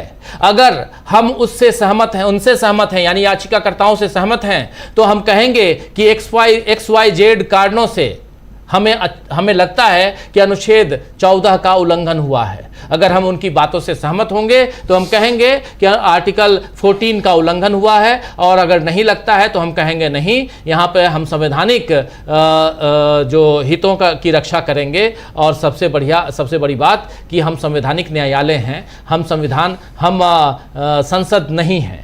इन्होंने साफ कह दिया कि आप कह रहे हैं ना हम संसद नहीं है, हम कानून नहीं बना रहे हैं, लेकिन कानून की रक्षा करना हमारा काम है, हमारा फर्ज है। ये बात यहाँ कही जा रही है जस्टिस दीपांकर दत्ता की तरफ से। बहुत इंपॉर्टेंट बात जस्टिस दत्ता ने कही है, बहुत इंपॉर्टेंट बात कही है यहाँ पर समीर जी। जी बिल्कुल, कि आप उनके आधार पर ही कुछ नहीं कहेंगे। वो ठीक है, वो तो मामला जो था कि एक प्रक्रिया बनाने की बात उस याचिका में कही गई थी, और उसके आधार पर सुप्रीम कोर्ट ने निर्देश दे दिया गाइडलाइन दे दी कि आप ऐसा बना सकते हैं। अब तो उस पर कानून बन गया है तो वो ठीक है, वो उस याचिका गई और उसके आधार पर नहीं कह रहे हैं। अब तो पूरा का पूरा जो केंद्र है इस केस का, जो एक सेंट्रल पॉइंट है, वो ये है कि ये कानून संवैधानिक है या नहीं है। सीधे तौर पर उसकी संवैधानिकता को चुनौती दी गई है और ये बताते हुए चुनौती दी गई है कि इसके जरिए अगर चुनाव आयुक्तों की नियुक्ति हो रही है तो वो नियुक्ति एक तरफा, बिल्कुल वो पक्षपात पूर्ण तरीके की मानी जाएगी और जो इस संवैधानिक संस्था के लिए ठीक नहीं होगा, देश की व्यवस्था के लिए ठीक नहीं होगा। तो बस असली मुद्दा तो ये है कि भाई ये कानून संवैधानिक है या नहीं, और दूसरा मुद्दा ये है कि इसके जरिए जो ज्ञानेश कुमार गुप्ता और बाकी दोनों आयुक्तों की नियुक्ति की गई है, चुनाव आयुक्तों की, वो सही है या नहीं। इसमें और कोई बात नहीं आती है, लेकिन ये तर्क बड़ा अजीबोगरीब लग रहा है कि विधायी कार्य को अगर संसद ने पारित कर दिया है कानून, तो उसको सुप्रीम कोर्ट में चुनौती देना, ये सुप्रीम कोर्ट की समय की बर्बादी करना है। और खुद जो वेंकट रमणी साहब है वो कह रहे हैं कि बड़ा मज़ा आ रहा है 2 दिन की ये जो सुनवाई चल रही है। तो ये आप पर मज़ा लेने के लिए आए हुए हैं कि वहाँ पर अपनी दलील पेश करने आए हैं, सरकार का पक्ष पेश करने आए हैं? बिल्कुल बिल्कुल बिल्कुल सही कह रहे हैं यहाँ पे आप। और यहाँ पर सीजेआई कह रहे हैं, इसके बाद बैंक एक्चुअली सीजेआई नहीं बल्कि एजीआई वेंकट रमणी जो हैं वो कह रहे हैं कि वेंकट रमणी की ये एक ऐसा मामला है जहाँ आर्टिकल 142 के आयाम पर गहराई से विचार करना होगा। इसके बाद फिर जस्टिस दत्ता कह रहे हैं कि मान लीजिए कि अनूप बरनवाल आर्टिकल 142 के अंतर्गत आते हैं, मान लिया कि वो आर्टिकल 142 के अंतर्गत आते हैं, लेकिन अनूप बरनवाल ने संविधान की व्याख्या करते हुए चुनाव आयोग की स्वतंत्रता के संबंध में कानून का निर्धारण किया है। अनूप बरनवाल के शब्दों को अपने निर्णय में प्रयुक्त करने से हमें क्या रोक रहा है, यही कानून है।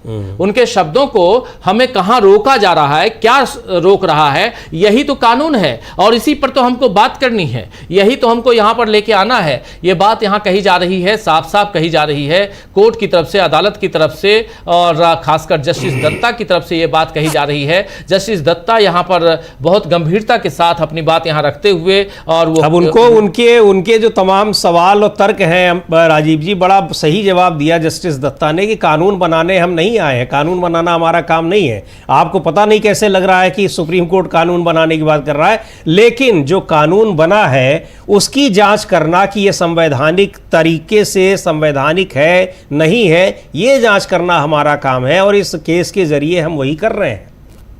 बिल्कुल बिल्कुल बिल्कुल बिल्कुल। यहाँ पे और महत्वपूर्ण हो जाता है, यहाँ पर एजीआई कह रहे हैं,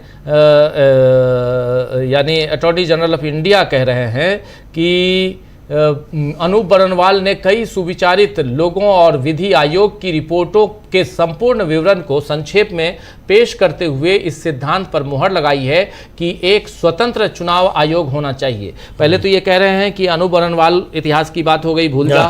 फिर अब जब कह रहे हैं कि हवाला दे रहे हैं, फिर अब अनूप बरनवाल की ही बात कह रहे हैं कि वो उसमें एक इस सिद्धांत पर मुहर लगाई गई है कि ये एक स्वतंत्र चुनाव आयोग होना चाहिए, निष्पक्ष चुनाव आयोग होना चाहिए। यही तो मांग है, याचिका भी यही है कि एक स्वतंत्र और निष्पक्ष होना चाहिए चुनाव आयोग। इसमें क्या गलत है? और स्वतंत्र और निष्पक्ष होना चाहिए, और स्वतंत्र और निष्पक्ष दिखना भी चाहिए। और यहां पर दोनों चीजें नहीं हो रही हैं, ना तो स्वतंत्र और निष्पक्ष चुनाव आयोग बनाया गया है, और ना ही स्वतंत्र और निष्पक्ष उसका काम जो है वो वर्किंग दिखाई पड़ रही है। इसीलिए इसको चुनौती दी गई है कि भाई कानून बनाने में ही इतनी खामियां रही कि उसके जरिए स्वतंत्र और निष्पक्ष चुनाव आयोग यानी चुनाव आयुक्तों को बनाया ही नहीं जा सकता है। वहां पर जो भी बनाएगा उसका पक्ष साफ तौर पर दिखाई पड़ेगा, क्योंकि उसमें 2 पक्ष सरकार के हैं और एक विपक्ष का है। जाहिर सी बात है कि सरकार का पक्ष भारी पड़ेगा और जिसको वो चाहेगा नियुक्त कर देगा, वही हुआ भी है।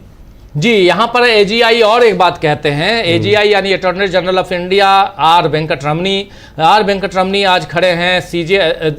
Generally solicitor general of India खड़े होते हैं, इनके मातहत जो इनके बाद जो आते हैं वो खड़े होते हैं तुषार मेहता, लेकिन आज तुषार मेहता को छुट्टी दे दी और ये खुद यानी सुप्रीम बॉस खुद खड़ा हुआ है इस बात के लिए कि ज्ञानेश कुमार गुप्ता की नियुक्ति जायज़ है, नाजायज़ नहीं है, वैधानिक है, गैर वैधानिक नहीं है, ये साबित करने के लिए। और ये जो कानून है, जिस कानून में ये कहा गया है कि ज्ञानेश कुमार गुप्ता जैसे लोगों की, यानी चीफ इलेक्शन कमिश्नर की जो नियुक्ति होगी या इलेक्शन कमिश्नर की नियुक्ति होगी, उस नियुक्ति में 3 जो कमेटी होगी, सिलेक्ट कमेटी, वो सिलेक्ट कमेटी में 2 लोग तो सरकार के ही होंगे। ये साबित करने के लिए यहाँ एजीआई खड़े हुए हैं। एजीआई कह रहे हैं कि एक और पहलू ये था कि ये पूरी तरह से कार्यपालिका के हाथों में नहीं हो सकता। कौन तय करेगा कि क्या अनन्य है और क्या विस्फोटक नहीं होगा, किस हद तक अनन्य।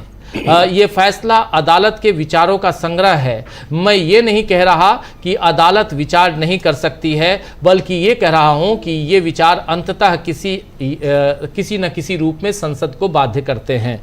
यानी साफ साफ यहाँ है कि ये संसद को बाध्य करते हैं। संसद के ये आपके जो विचार जिसमें आप बात कर रहे हैं ये गलत है, ये और इस पर बात ये नहीं होना चाहिए जो आप करने जा रहे हैं, जिस आधार पर ये दलीलें पेश की जा रही हैं, ये सीधा सीधा गलत है, ये कहा जा रहा है यहाँ पे। हाँ जी बिल्कुल, कि इसको कार्यपालिका नहीं कर सकती है तो आखिर कौन कर सकता है, वो ये बताने की कोशिश कर रहे हैं। तो बिल्कुल इसको विधायिका को ही करना है। और जो अगर कोई भी नियम बनाना है, कानून बनाना है, किसी की नियुक्ति से संबंधित हो या कुछ भी हो, वो काम करना है विधायिका को ही, वो संसद यानी संसद केंद्र में और राज्यों में विधानसभा।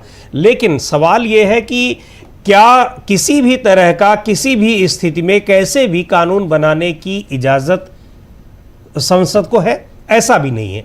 अगर कहीं मनमानापन दिखाई पड़ रहा है, संविधान के प्रावधानों का उल्लंघन होता दिखाई पड़ रहा है, तो फिर उसको चुनौती सुप्रीम कोर्ट में दी जाएगी। वही काम यहाँ पर किया गया है। तो जो अब दलीलें हैं कि यहाँ पर वेंकट रमनी साहब की एक बार कह रहे हैं कि अनूप बर्नवाल का फैसला वो इतिहास हो चुका है। फिर अनूप बर्नवाल ने जो तमाम दस्तावेज दिए थे, बहुत सारे उदाहरण दिए थे कि अभी तक जो नियुक्तियाँ हो रही हैं उनकी जगह एक प्रॉपर कानूनी तरीका होना चाहिए। और वो फिर सुप्रीम कोर्ट ने उसको माना भी।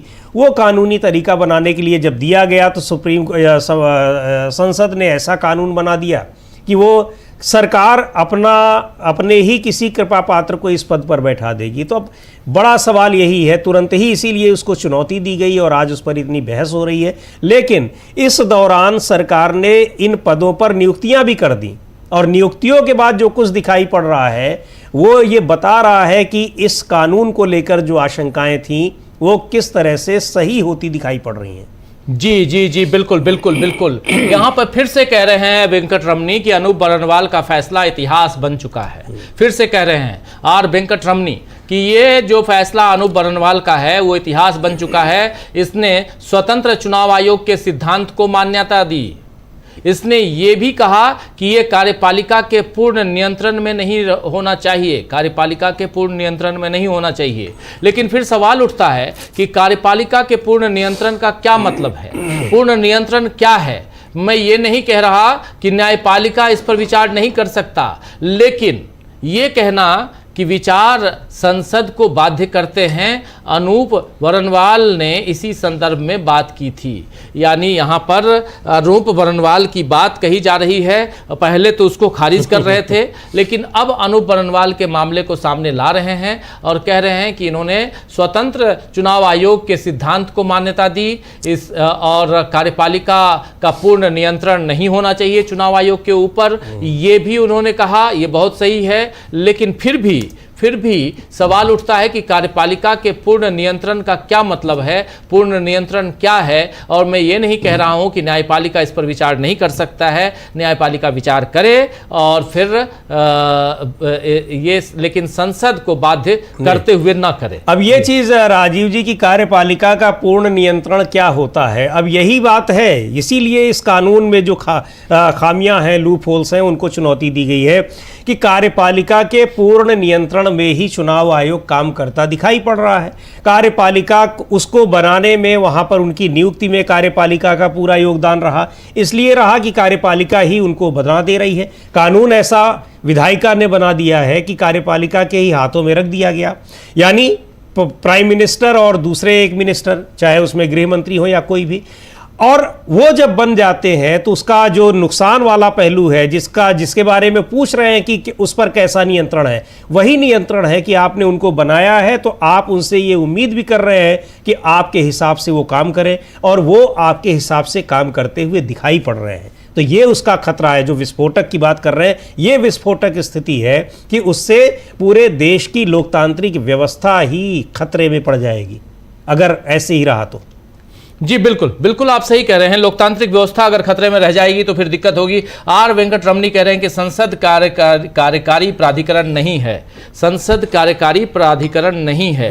विशाखा दिशा निर्देश के बाद 2015 में अधिनियम आया, लेकिन इसमें न्यायालयों जैसे कुछ संस्थानों का उल्लेख नहीं किया गया। अधिनियम पारित होने के बाद भी कुछ चिंताएं रह जाती हैं जिसका समाधान विधायिका द्वारा नहीं किया जा सकता। तो क्या ये न्यायालय इस मामले को उठाएगा? इसका ये अर्थ नहीं है कि न्यायालय कार्यकारी प्राधिकरण बन सकता है। यहाँ साफ साफ यहाँ पर है कि इसका ये मतलब नहीं है, that doesn't mean the court can become an executive authority. यहाँ पर अथॉरिटी की बात हो रही है, यानी कोर्ट जो है वो कार्यकारी प्राधिकरण बन सकता है, ये नहीं है।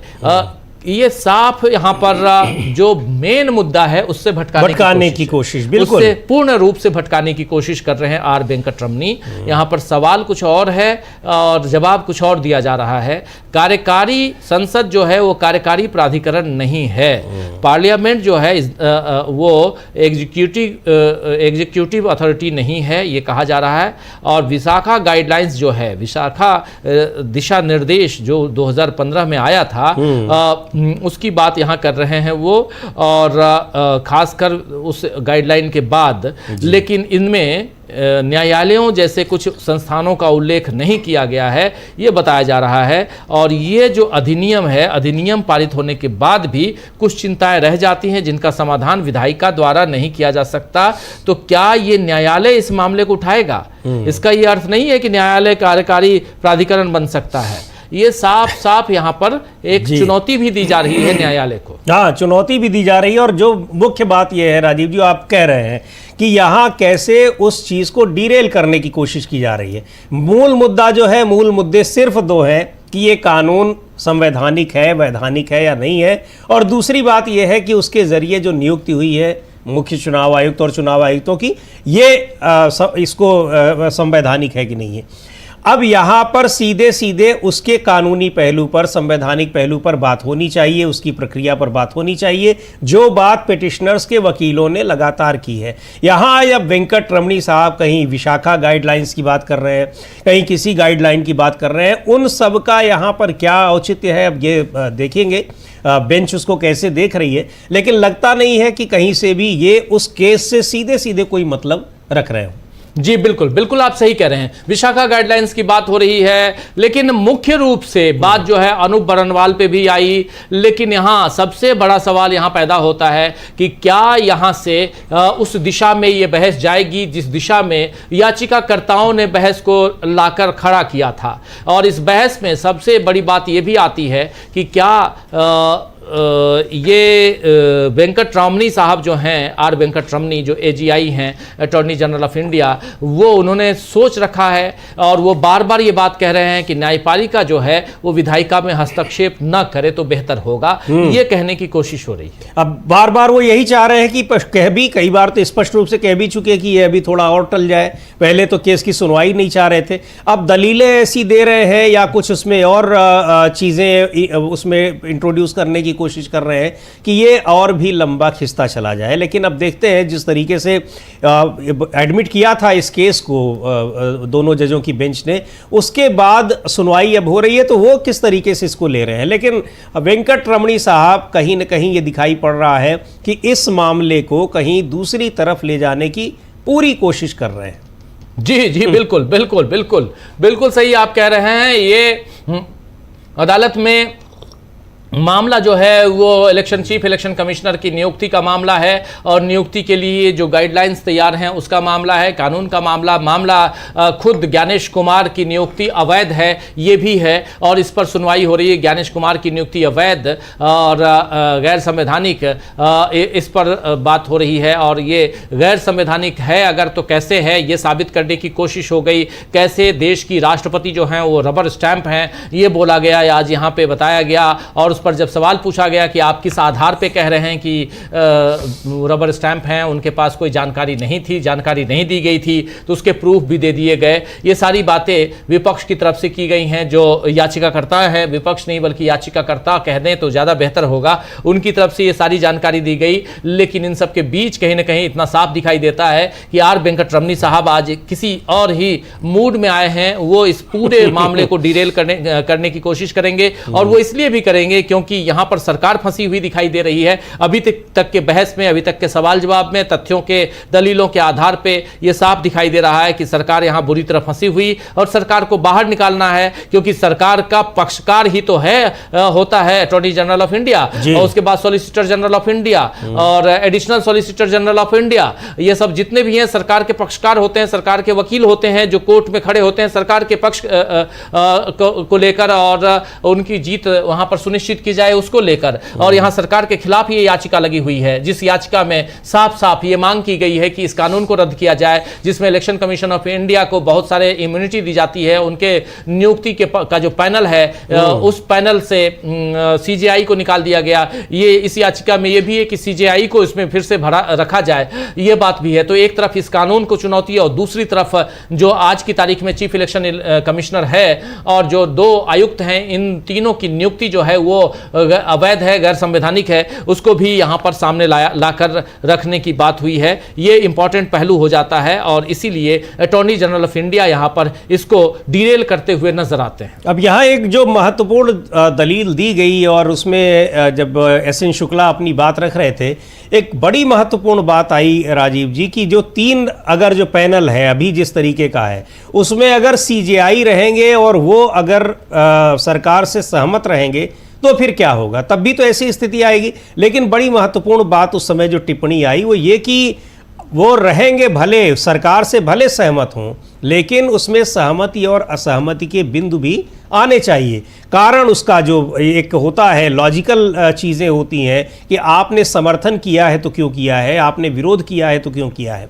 यहाँ ऐसी स्थिति है कि अगर 2 लोग हैं और एग्जीक्यूटिव के यानी कार्यपालिका के हैं, प्रधानमंत्री हैं और दूसरा मंत्री है, वो 2 लोग किसी को चाह लेंगे, तीसरा लोकसभा में नेता प्रतिपक्ष है, तो सरकार जो एग्जीक्यूटिव के लोग हैं वो सीधे कह देंगे कि भाई ये तो विपक्ष के नेता होने के नाते इनको तो हर चीज़ पर विरोध करना था इसलिए इन्होंने विरोध कर दिया। लेकिन अगर वहीं पर सीजेआई भी विरोध करते हैं तो उनका विरोध माना जाएगा और तब आप बना भी नहीं पाएंगे। लेकिन सीजेआई अगर उसको सपोर्ट भी करते हैं तो कम से कम देश की जनता को ये इत्मीनान रहेगा कि अगर सीजेआई ने सपोर्ट किया है तो किस आधार पर किया है। गलत आधार पर सपोर्ट करे होंगे तो सीजेआई को भी वहाँ पर आड़े हाथों लोग लेंगे, उनकी भी आलोचना होगी। तो सीजेआई के पास भी एक जिम्मेदारी होगी कि वो किसी ऐसे नाम को सपोर्ट करें या ना करें जिसको सरकार चाह रही है। तो इसलिए अगर वो 3 की जो व्यवस्था थी जिसका जो सुप्रीम कोर्ट ने निर्देश दिए थे, इसलिए वो कहीं ज़्यादा इससे पारदर्शी व्यवस्था दिखाई पड़ रही थी। और एक और महत्वपूर्ण बात है, जब पिछली सुनवाई में जो दलीलें दी गई थी पिटिशनर्स की ओर से, उसमें साफ तौर पर कहा गया था कि कोई ज़रूरी नहीं है कि आप 3 सदस्यीय चयन समिति ही बनाइए, उसमें ज़्यादा मेंबर्स भी हो सकते हैं। ज़्यादा मेंबर्स रहेंगे तो शायद पारदर्शिता की संभावना और ज़्यादा हो, क्योंकि उसमें 2 अलग अलग फील्ड के लोग रहेंगे। ये सारी चीज़ें हैं, क्योंकि अभी का जो कानून है वो तो साफ तौर पर दिखा रहा है कि जिसको कार्यपालिका चाहेगी यानी जिसको सरकार चाहेगी उसको बना लेगी, वो कोई भी हो। बिल्कुल बिल्कुल आप सही कह रहे हैं। यहाँ पर बहुत इंपॉर्टेंट पहलू और इस पर हम लोग बहस को सुन रहे हैं। दलीलें जो दी जा रही हैं उन दलीलों को आपको शब्दशः आप तक पहुँचाने की हम कोशिश कर रहे हैं। Attorney general of India R Venkataramani वो यहाँ पर खड़े हैं और अपनी बात रख रहे हैं। आर वेंकटरमणी यहाँ किसी भी ढंग से चाहते हैं कि इस कानून में किसी भी तरह से कोई अड़चन ना आए। ये कानून जैसे चल रहा है जिसमें ढेर सारी इम्यूनिटी नियुक्ति दी गई है चुनाव आयुक्त को, मुख्य चुनाव आयुक्त को, यानी गणेश कुमार जो आज उस कुर्सी पर बैठे हुए हैं उनको। और उसके अलावा ये भी इम्पॉर्टेंट हो जाता है कि उनकी नियुक्ति में जो पैनल है, जिसमें प्रधानमंत्री, गृह मंत्री और नेता प्रतिपक्ष वैसा ही बना रहे। प्रधानमंत्री और गृह मंत्री में से एक को हटाने की बात, खासकर गृह मंत्री की जगह पर CJI यानी चीफ जस्टिस ऑफ इंडिया को रखने की बात हो रही है। लेकिन अब ये डिमांड, और इसमें भी कानून का पक्ष और कानूनी तौर पर ये कानून सही है या गलत है, ये यहाँ पर ये जो अधिनियम है वो सही है या गलत है, ये साबित करने की कोशिश जो विपक्ष के यानी याचिकाकर्ताओं की तरफ से जितने वकील हैं उन्होंने अपनी दलीलें दी। अब अटॉर्नी जनरल ऑफ इंडिया अपनी दलील दे रहे हैं, और अटॉर्नी जनरल ऑफ इंडिया की दलीलों में साफ दिखाई दे रहा है कि जो बातें हैं वो एक डर है, और इससे अपने आप को सुरक्षित रखने के लिए वो किसी और दिशा में लेके जा रहे हैं। चाहे वो अनूप बरनवाल का मामला हो या ऐसे कोई मामले हों, इन सब मामलों को यहाँ पर रखने की, यानी साफ साफ दिखाई दे रहा है कि कहीं ना कहीं इसमें जो ठोस सबूत, ठोस गवाह या ठोस जो दलीलें हैं, तथ्य हैं, मुख्य रूप से, क्योंकि यहाँ तथ्यों के आधार पर बातें हो रही हैं, जो मुख्य रूप से जो ठोस तथ्य हैं वो सामने नहीं आ रही हैं, वो देने की कोशिश नहीं हो रही है सत्ता पक्ष की तरफ से। ये दिख रहा है साफ साफ, है ना? जी बिल्कुल बिल्कुल, ये साफ दिख रहा है, क्योंकि उनके दलीलें वहाँ से एक उससे अलग हटकर दिख रही हैं। उस बिंदु से, उस मूल जो सवाल है, जो मूल याचिका है, वहाँ से हटा दी जाए, बल्कि ये कोशिश की गई कि याचिकाकर्ता क्या कह रहे हैं सुप्रीम कोर्ट को ये बताने की भी कोशिश की गई। जो इन्होंने ही AGI साहब ने ही, वेंकट रमणी साहब ने कहा कि याचिकाकर्ता चाहते हैं कि आप विधायी कार्यों में हस्तक्षेप करिए, यानी संसद की आप शक्तियों में हस्तक्षेप करिए। याचिकाकर्ताओं ने इस तरह से कहाँ कहा है? उन्होंने तो सीधे सीधे इस कानून को चुनौती दी है। ये थोड़ी कहा है कि संसद बनाएगी, जबकि वेंकट रमणी साहब कह रहे हैं कि याचिकाकर्ता ये चाहते हैं कि सुप्रीम कोर्ट इनकी चुनाव आयुक्तों की नियुक्ति का कानून बनाए। बिल्कुल नहीं कहा है। उन्होंने तो जो कानून बनाया गया है उसकी वैधानिकता को चुनौती दी है, उस पर सवाल उठाए हैं। बिल्कुल बिल्कुल। यहाँ अंसारिया कह रहे हैं कि हमारे विद्वान मित्र यानी AGI ने हमारी तुलना इस प्रकार की है कि हम संसद में बहस कर रहे हैं। वो बात, हाँ जी, जो हम लोगों ने मेंशन किया था। यहाँ पर हंसारिया वरिष्ठ वकील वो साफ साफ कह रहे हैं कि हमारे विद्वान मित्र ने यानी AGI ने ये साफ साफ कहा है कि हमारी तुलना संसद में इस ढंग से की है कि हम संसद में बहस कर रहे हैं। वो कह रहे हैं कि मुझे उम्मीद है कि संसद में भी हमारा वही अनुशासन होगा जो यहाँ है। तो इस पर कोर्ट कह रहा है कि हमारा अनुशासन संसद से अधिक है। यहाँ पर दोनों बेंच ने कहा कि हमारा अनुशासन जो है वो संसद से ज्यादा अच्छा है यहाँ पे। इसके बाद वेंकट रमणी कह रहे हैं कई जोशीले तर्क दिए गए मानो संसद का कोई दुर्भावनापूर्ण इरादा हो। इस पर फिर न्यायालय कह रहा है कि हम एक पल के लिए भी ये कैसे कह सकते हैं कि संसद के कोई गुप्त इरादे थे। हम दोनों एक दूसरे का सम्मान करते हैं। इसके बाद फिर यहाँ पर कोर्ट ये भी कहता है, दोनों जजों की बेंच ये कहती है कि संसद न्यायपालिका पर कुछ भी आरोप लगा सकती है, लेकिन हम अपनी लक्ष्मण रेखा जानते हैं। हम ऐसा कभी नहीं करते हैं, न करेंगे। ये बात यहां कही जा रही है। यानी यहां एक बहस संसद और इस पे, क्योंकि इस बहस को उसी दिशा में ले जाना चाहते थे AGI, और उस दिशा में ये बहस जा चुकी है। ये साफ दिखाई दे रहा है, ये बहस जा चुकी है, जिसमें ये साफ दिख रहा है कि कहीं ना कहीं न्यायपालिका में संसद की बात। और हंसारिया ने कहा कि हमारे जो विद्वान मित्र कह रहे हैं, हमारी तुलना अगर आप कह रहे हैं कि हम संसद की तरह यहाँ बहस कर रहे हैं, तो ये बिल्कुल गलत बात है। ये ऐसा नहीं है। हम अनुशासित हैं यहाँ पे, और न्यायपालिका को हम समझते हैं, और हम अनुशासन के तहत ही ये सारा काम कर रहे हैं। तो बहुत इंपॉर्टेंट पहलू है यहाँ पे, बहुत महत्वपूर्ण। बिल्कुल इस बहस को ले जा रहे हैं कि ये एकदम विधायिका और न्यायपालिका वाली बहस में तब्दील हो जाए। हालांकि मामला है वही, कानून बनाया है विधायिका ने, लेकिन यहाँ पर विधायिका और कार्यपालिका न्यायपालिका के बीच कोई टकराव वाली बात नहीं है। यहाँ उसकी वैधानिकता की जांच हो रही है कि जो कानून आपने बनाया है वो कानून वो संवैधानिक है कि नहीं है। अब आप उस कानून को बनाने से लेकर उसके बनने के बाद उसका जब उसको इम्प्लीमेंट किया गया है, ये पूरी प्रक्रिया दिखा रही है कि इसके ज़रिए आप पारदर्शी तरीके से चुनाव आयुक्तों की नियुक्ति नहीं कर सकते हैं। सरकार जिसको चाहेगी उसी की नियुक्ति करेगी। तो फिर ऐसी किसी प्रणाली पर सुप्रीम कोर्ट याचिका देने के बावजूद, अपील करने के बावजूद अगर खामोश रहती है, तो फिर ये तो बहुत दुर्भाग्यपूर्ण बात होगी। और वही बहस इसमें चल रही है उसी तरफ उससे ध्यान हट जाए, ये इस कोशिश में लगे हुए हैं वेंकट रमणी साहब। यानी वो तो समय की बर्बादी तक इसको बता चुके हैं, जबकि याचिका स्वीकार करते ही बेंच ने कहा था कि ये बहुत ही महत्वपूर्ण याचिका है, सबरीमाला केस से भी ज्यादा महत्वपूर्ण है, इसको तो हम अभी सुनवाई करेंगे। लेकिन वेंकट रमणी साहब कह रहे हैं कि आप काहे टाइम बर्बाद कर रहे हो, चलो इसको खत्म करिए, खारिज करिए, इसमें कोई दम ही नहीं है।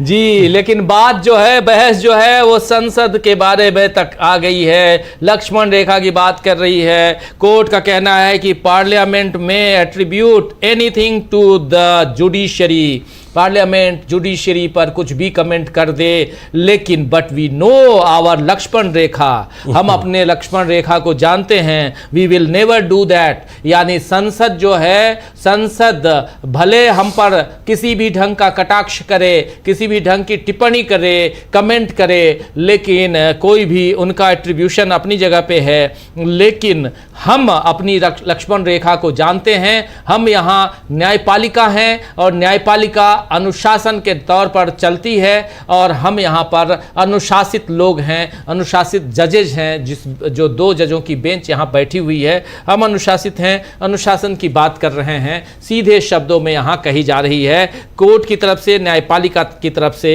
ये इंपॉर्टेंट पहलू है और हमारे पास संसद की तुलना में अधिक अनुशासन है, ये साफ साफ कहा जा रहा है। और यहाँ संसद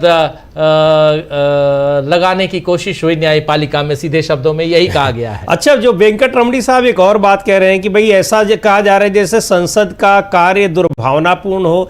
दुर्भावनापूर्ण और भावना उसका कोई मतलब ही नहीं है ना, आप उसके कानूनी पहलू को देखिए। आप जो कानून बना रहे हैं, संसद से किसकी दुर्भावना होगी? संसद सदस्यों की नहीं होगी और देश की उस जनता की भी नहीं होगी जो उनको चुनकर भेज रही है। लेकिन जिनको चुनकर भेज रही है उनमें से ज़्यादातर को बाहर कर दिया जाए और कुछ लोग बैठकर, सत्ता पक्ष के लोग बैठकर कोई ऐसा कानून बना दें जो इस देश में चुनाव व्यवस्था को तय करने वाला हो, तो फिर ये तो एक असंवैधानिक बात होगी, गैर कानूनी बात होगी। इसमें भावना, दुर्भावना, सद्भावना वाली बात तो आती नहीं है। लेकिन वेंकट रमणी साहब के अपने तर्क जो है वो बिल्कुल अलग दिशा में जाते हुए दिखाई पड़ रहे हैं। और इस तरह के तर्क तभी आते हैं जब आपके पास वास्तव में तर्क ना हो, यानी जो मुद्दा चल रहा है, जो दलीलें दी जा रही हैं, उससे संबंधित अगर आपके पास तर्क नहीं है, उसको आप जस्टिफाई नहीं कर पा रहे हैं, तो आप दूसरी तरफ ले जाने की उसको कोशिश करते हैं। जी जी जी, बिल्कुल बिल्कुल बिल्कुल आप सही कह रहे हैं। ये बहुत इम्पोर्टेंट हो जाता है, इसलिए क्योंकि कहीं ना कहीं ये साबित करने की कोशिश यहाँ होती है सत्ता पक्ष की तरफ से जो भी, चाहे वो अटॉर्नी जनरल ऑफ इंडिया हो, चाहे सॉलिसिटर जनरल ऑफ इंडिया हो, चाहे additional solicitor general of India हो, या उनके मातहत जो भी एडवोकेट्स हैं वो हों, लेकिन ये सब यहाँ ये साबित करने की कोशिश, दिखाने की कोशिश करते हैं कि ये जो कानून बनाए गए हैं, खासकर जिस कानून पे बात हो रही है, और वो भी chief election commissioner of India की नियुक्ति का मामला, और इस मामले को आप कोर्ट तक घसीटते हुए लेके आए हैं, लेकिन इसकी ज़रूरत नहीं है। ये मामला पूरा का पूरा खारिज कर दीजिए, ये इस याचिका को बिल्कुल खारिज कीजिए, इस पर बहस करने से अपना समय बर्बाद करेंगे। ये सारी बातें कह चुके हैं, AGI ने सारी बातें कही हैं यहाँ पे, और इसलिए ये यहाँ पर, और उसके बाद कह रहे हैं कि बहुत अच्छा, और एक कटाक्ष ये कि संसदीय बहस सुनकर अच्छा लगा। ये जो संसदीय बहस, चूंकि संसद नहीं है, ये न्यायपालिका है, इसलिए ये बात यहाँ कही गई है। तो इम्पोर्टेंट, उसका एडवोकेट हंसारिया ने बड़ा अच्छा जवाब दिया। उन्होंने कहा कि हम चाहते हैं कि ऐसी बहस संसद में भी हो। और आप देखिए कि जब ये कानून बन रहा था तो संसद में कैसी बहस हुई, बहस करने वाले थे ही नहीं वहाँ पर। यानी जो लोग थे वो सब पक्ष वाले लोग थे और विपक्ष करने वालों को बाहर कर दिया गया। तो संसद में और वहाँ की बहस में, दोनों में अंतर होता है, वही बताने की कोशिश कर रहे हैं। लेकिन वेंकट रमणी साहब उसको संसदीय बहस जैसा माहौल दे रहे हैं, और जिसको अगर बहुत सामान्य भाषा में कहें तो वो कहना ये चाह रहे हैं कि बड़ा मज़ा आ रहा है, यहाँ पर संसद की तरह से बहस हो रही है, उसको सुनने में बड़ा मज़ा आ रहा है। जी जी जी, बिल्कुल बिल्कुल बिल्कुल, इसको सुनने में भले मज़ा आए, जो भी हो, लेकिन जो पक्ष है वो यहाँ थोड़ा सा इम्पोर्टेंट इसलिए भी हो जाता है क्योंकि जब वरिष्ठ अधिवक्ता विजय हंसारिया खड़े हुए तो उन्होंने कहा, अभी से थोड़ी देर पहले जो हमने सुनाया भी है कि हमारे विद्वान मित्र एजीआई जो हैं यानी अटॉर्नी जनरल ऑफ इंडिया, उन्होंने कहा है कि हम इस तरह बहस कर रहे हैं जैसे कि हम संसद में बहस कर रहे हों। मुझे उम्मीद है कि संसद में भी उतना ही अनुशासन होगा जितना यहाँ है। तो इस पर जस्टिस दत्ता ने कहा कि हमारे यहाँ तो और भी ज़्यादा अनुशासन है और हम लक्ष्मण रेखा को पार नहीं करते हैं। एजीआई ने इस पर कहा, इसके बाद कहा कि फरासत जो एक दूसरे एडवोकेट हैं, एडवोकेट जनरल शादाब फरासत, आप जानते हैं, वो भी पेटिशनर्स की ओर से अपीयर हुए थे पिछली सुनवाई में। जी हाँ, पिछली सुनवाई में थे वो, यानी लास्ट 7 को। तो फरासत ने बहुत ही जोशीले ढंग से तर्क दिया है कि इतने सारे सांसदों को निलंबित किया गया, मानो संसद का कोई दुर्भावनापूर्ण इरादा हो, ये बात यहाँ कही।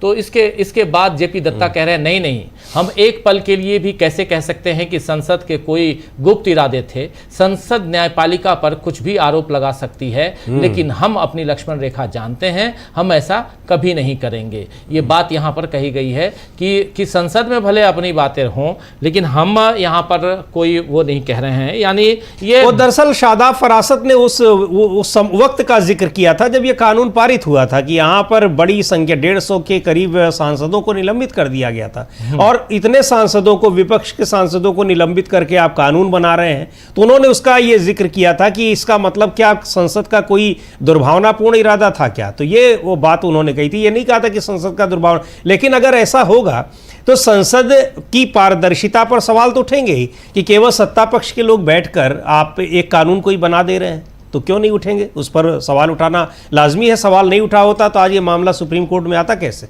बिल्कुल सही बात है, बिल्कुल सही बात है। वेंकटरमणी यही नहीं रुकते हैं, बोलते हैं कि आज ये कानून उन सभी महत्वपूर्ण तथ्यों का प्रावधान करता है जो स्वतंत्रता सुनिश्चित करेंगे, सिवाय उस पहलू के जिसे कार्यपालिका द्वारा हर चीज को नियंत्रित करने का समस्याग्रस्त पहलू कहा जाता है। दूसरे पक्ष के अनुसार ये समस्याग्रस्त है। यानी साफ साफ इस कानून की बात की जा रही है, और यहाँ पर कह रहे हैं एजीआई, फिर यहाँ पर वेंकटरमणी साहब की आज ये जो कानून बनाया गया है ये महत्वपूर्ण तथ्य है जो इलेक्शन कमीशन ऑफ इंडिया की स्वतंत्रता को सुनिश्चित करता है, और इसको अगर आप समस्याग्रस्त कहते हैं तो ये गलत है। ये बात कही जा रही है कि ये कानून बिल्कुल सही है। बार बार अलग अलग ढंग से कहने की कोशिश हो रही है कि ये कानून सही है, बिल्कुल सही है। ये कहने कोई समस्या नहीं है उसमें। उसमें कि आप चुनाव आयोग का में जो चुनाव आयोग में नियुक्ति होगी, चुनाव आयुक्तों की या मुख्य चुनाव आयुक्त की, वो बस प्रधानमंत्री और गृह मंत्री उसको कर देंगे, और इसमें कोई समस्या है ही नहीं। अरे समस्या आपको नहीं है, आप यानी सरकार को नहीं है, लेकिन समस्या इस देश को तो है, इस देश के लोकतंत्र समर्थकों को है, तभी इस मामले को ले गए हैं। क्योंकि वही उनको बना दे, सरकार उनको बना देगी चुनाव आयुक्त, और वो चुनाव कराकर सरकार को ही फिर से सरकार में ला देंगे। तो फिर उसके बाद तो चुनाव का फिर महत्व ही खत्म हो जाएगा। जब बिल्कुल आखिर रह क्या जाएगा फिर? बिल्कुल सही आप हम लोग देख भी रहे हैं जो राज्यों के चुनाव हुए और विपक्ष कहता रह गया, और चुनाव आयोग इस तरीके का चुनाव आयोग कभी शायद ही रहा हो कि जो विपक्ष को इस तरह से इग्नोर कर रहा हो। और निश्चित तौर पर उसके पीछे वजह यही है कि यहाँ कैसे उसको बैकिंग मिल रही है कार्यपालिका की और विधायिका की, और यहाँ तक कि न्यायपालिका में जब चैलेंज किया गया है तो वहाँ भी किस तरह से दलीलें दी जा रही हैं उनको बचाने के लिए। एसआईआर के मामले में भी हम लोगों ने देखा राजीव जी कि कैसे वहाँ पर चाहे सॉलिसिटर जनरल हों या फिर एएसजी हों, वो किस तरह से उनका बचाव कर रहे थे। वो विपक्ष को इग्नोर कर रहे हैं, विपक्ष के लिए एक आपत्तिजनक शब्दावली का इस्तेमाल कर रहे हैं, फिर भी उनका बचाव वहाँ पर किया जा रहा था। तो इसका यही वजह है कि अगर आपने नियुक्त किया है, एक पूरा का पूरा एक कह लीजिए कि एक नेक्सस है जो बार बार बातें हो रही हैं, उस नेक्सस में आप तीन सारे लोग मिलकर पूरे के पूरे विपक्ष को चुनावी प्रक्रिया से आप दूर रखिए, और वही चीज़ें दिखाई पड़ रही हैं। बिल्कुल सही आप कह रहे हैं। यहां पर साबित करने की कोशिश की ये कानून बिल्कुल सही है, कानून के तहत ज्ञानेश कुमार गुप्ता की नियुक्ति बिल्कुल सही है, संधू की नियुक्ति बिल्कुल सही है, चुनाव आयोग बिल्कुल निष्पक्ष है, स्वतंत्र है, आज़ाद है और उसको जो शक्तियां दी गई हैं उन शक्तियों का हूबहू वो पालन कर रहा है, वो अपनी शक्तियों का दुरुपयोग नहीं कर रहा है, वो सत्ता पक्ष का साथ नहीं दे रहा है, वो सबके लिए निष्पक्ष है। ये सारी बातें यहां बताई जा रही हैं, रखी जा रही हैं दूसरे शब्दों में कहूं तो। लेकिन यहां महत्वपूर्ण हो जाता है कि क्या ये जो बातें रखी जा रही हैं वो सच हैं, और ये दलीलें चूंकि कोर्ट में दी जा रही हैं, इन दलीलों को हूबहू जो दलीलें वहां पेश की जा रही हैं, थोड़े से हमारे कमेंट के साथ साथ उन दलीलों पे हम अपना कमेंट जरूर कर रहे हैं, लेकिन आप तक हम पहुंचा रहे हैं। ये कोर्ट में दी गई दलीलों को से रजामंदी हो या ना हो, ये आपकी हमारी स्वतंत्रता है, ये हमारे संविधान की स्वतंत्रता है। आर्टिकल 14 हमें ये स्वतंत्रता देता है,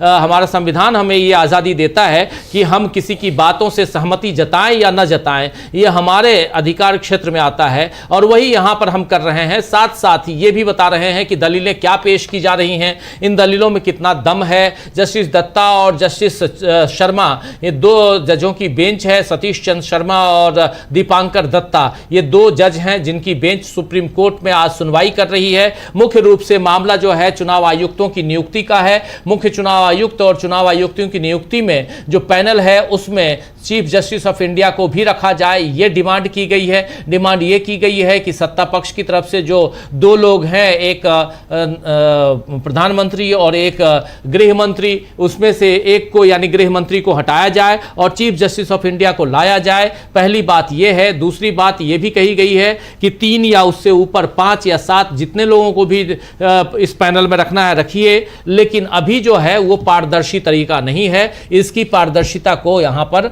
बहाल किया जाए। सबसे पहला जो बड़ा मामला है। दूसरा मामला यहां पे आता है कि इस पूरे मामले में जब अटॉर्नी जनरल ऑफ इंडिया खड़े होते हैं यानी आर वेंकटरमणी खड़े होते हैं तो वो कहते हैं कि यहां पर संसदीय बहस सुनकर अच्छा लगा, लेकिन वो कटाक्ष था और इसीलिए यहां कहा गया कि ये संसद नहीं, ये न्यायपालिका है, उच्चतम अदालत है, सर्वोच्च अदालत, और यहां पर संसदीय जो है यानी संसद की कार्यवाही नहीं चल रही है, यहां अदालत की कार्यवाही चल रही है और हम अपनी लक्ष्मण रेखा को जानते हैं। बेंच ने कहा है, बेंच ने यह भी कहा है कि आप अनूप बरनवाल केस को बोल रहे हैं कि उसको सामने मत लाइए, लेकिन अनूप बरनवाल को हम अगर किनारे कर भी देते हैं फिर भी इलेक्शन कमीशन ऑफ इंडिया की स्वतंत्रता हमारी पहली प्राथमिकता होनी चाहिए, ये बात भी कही जा रही है।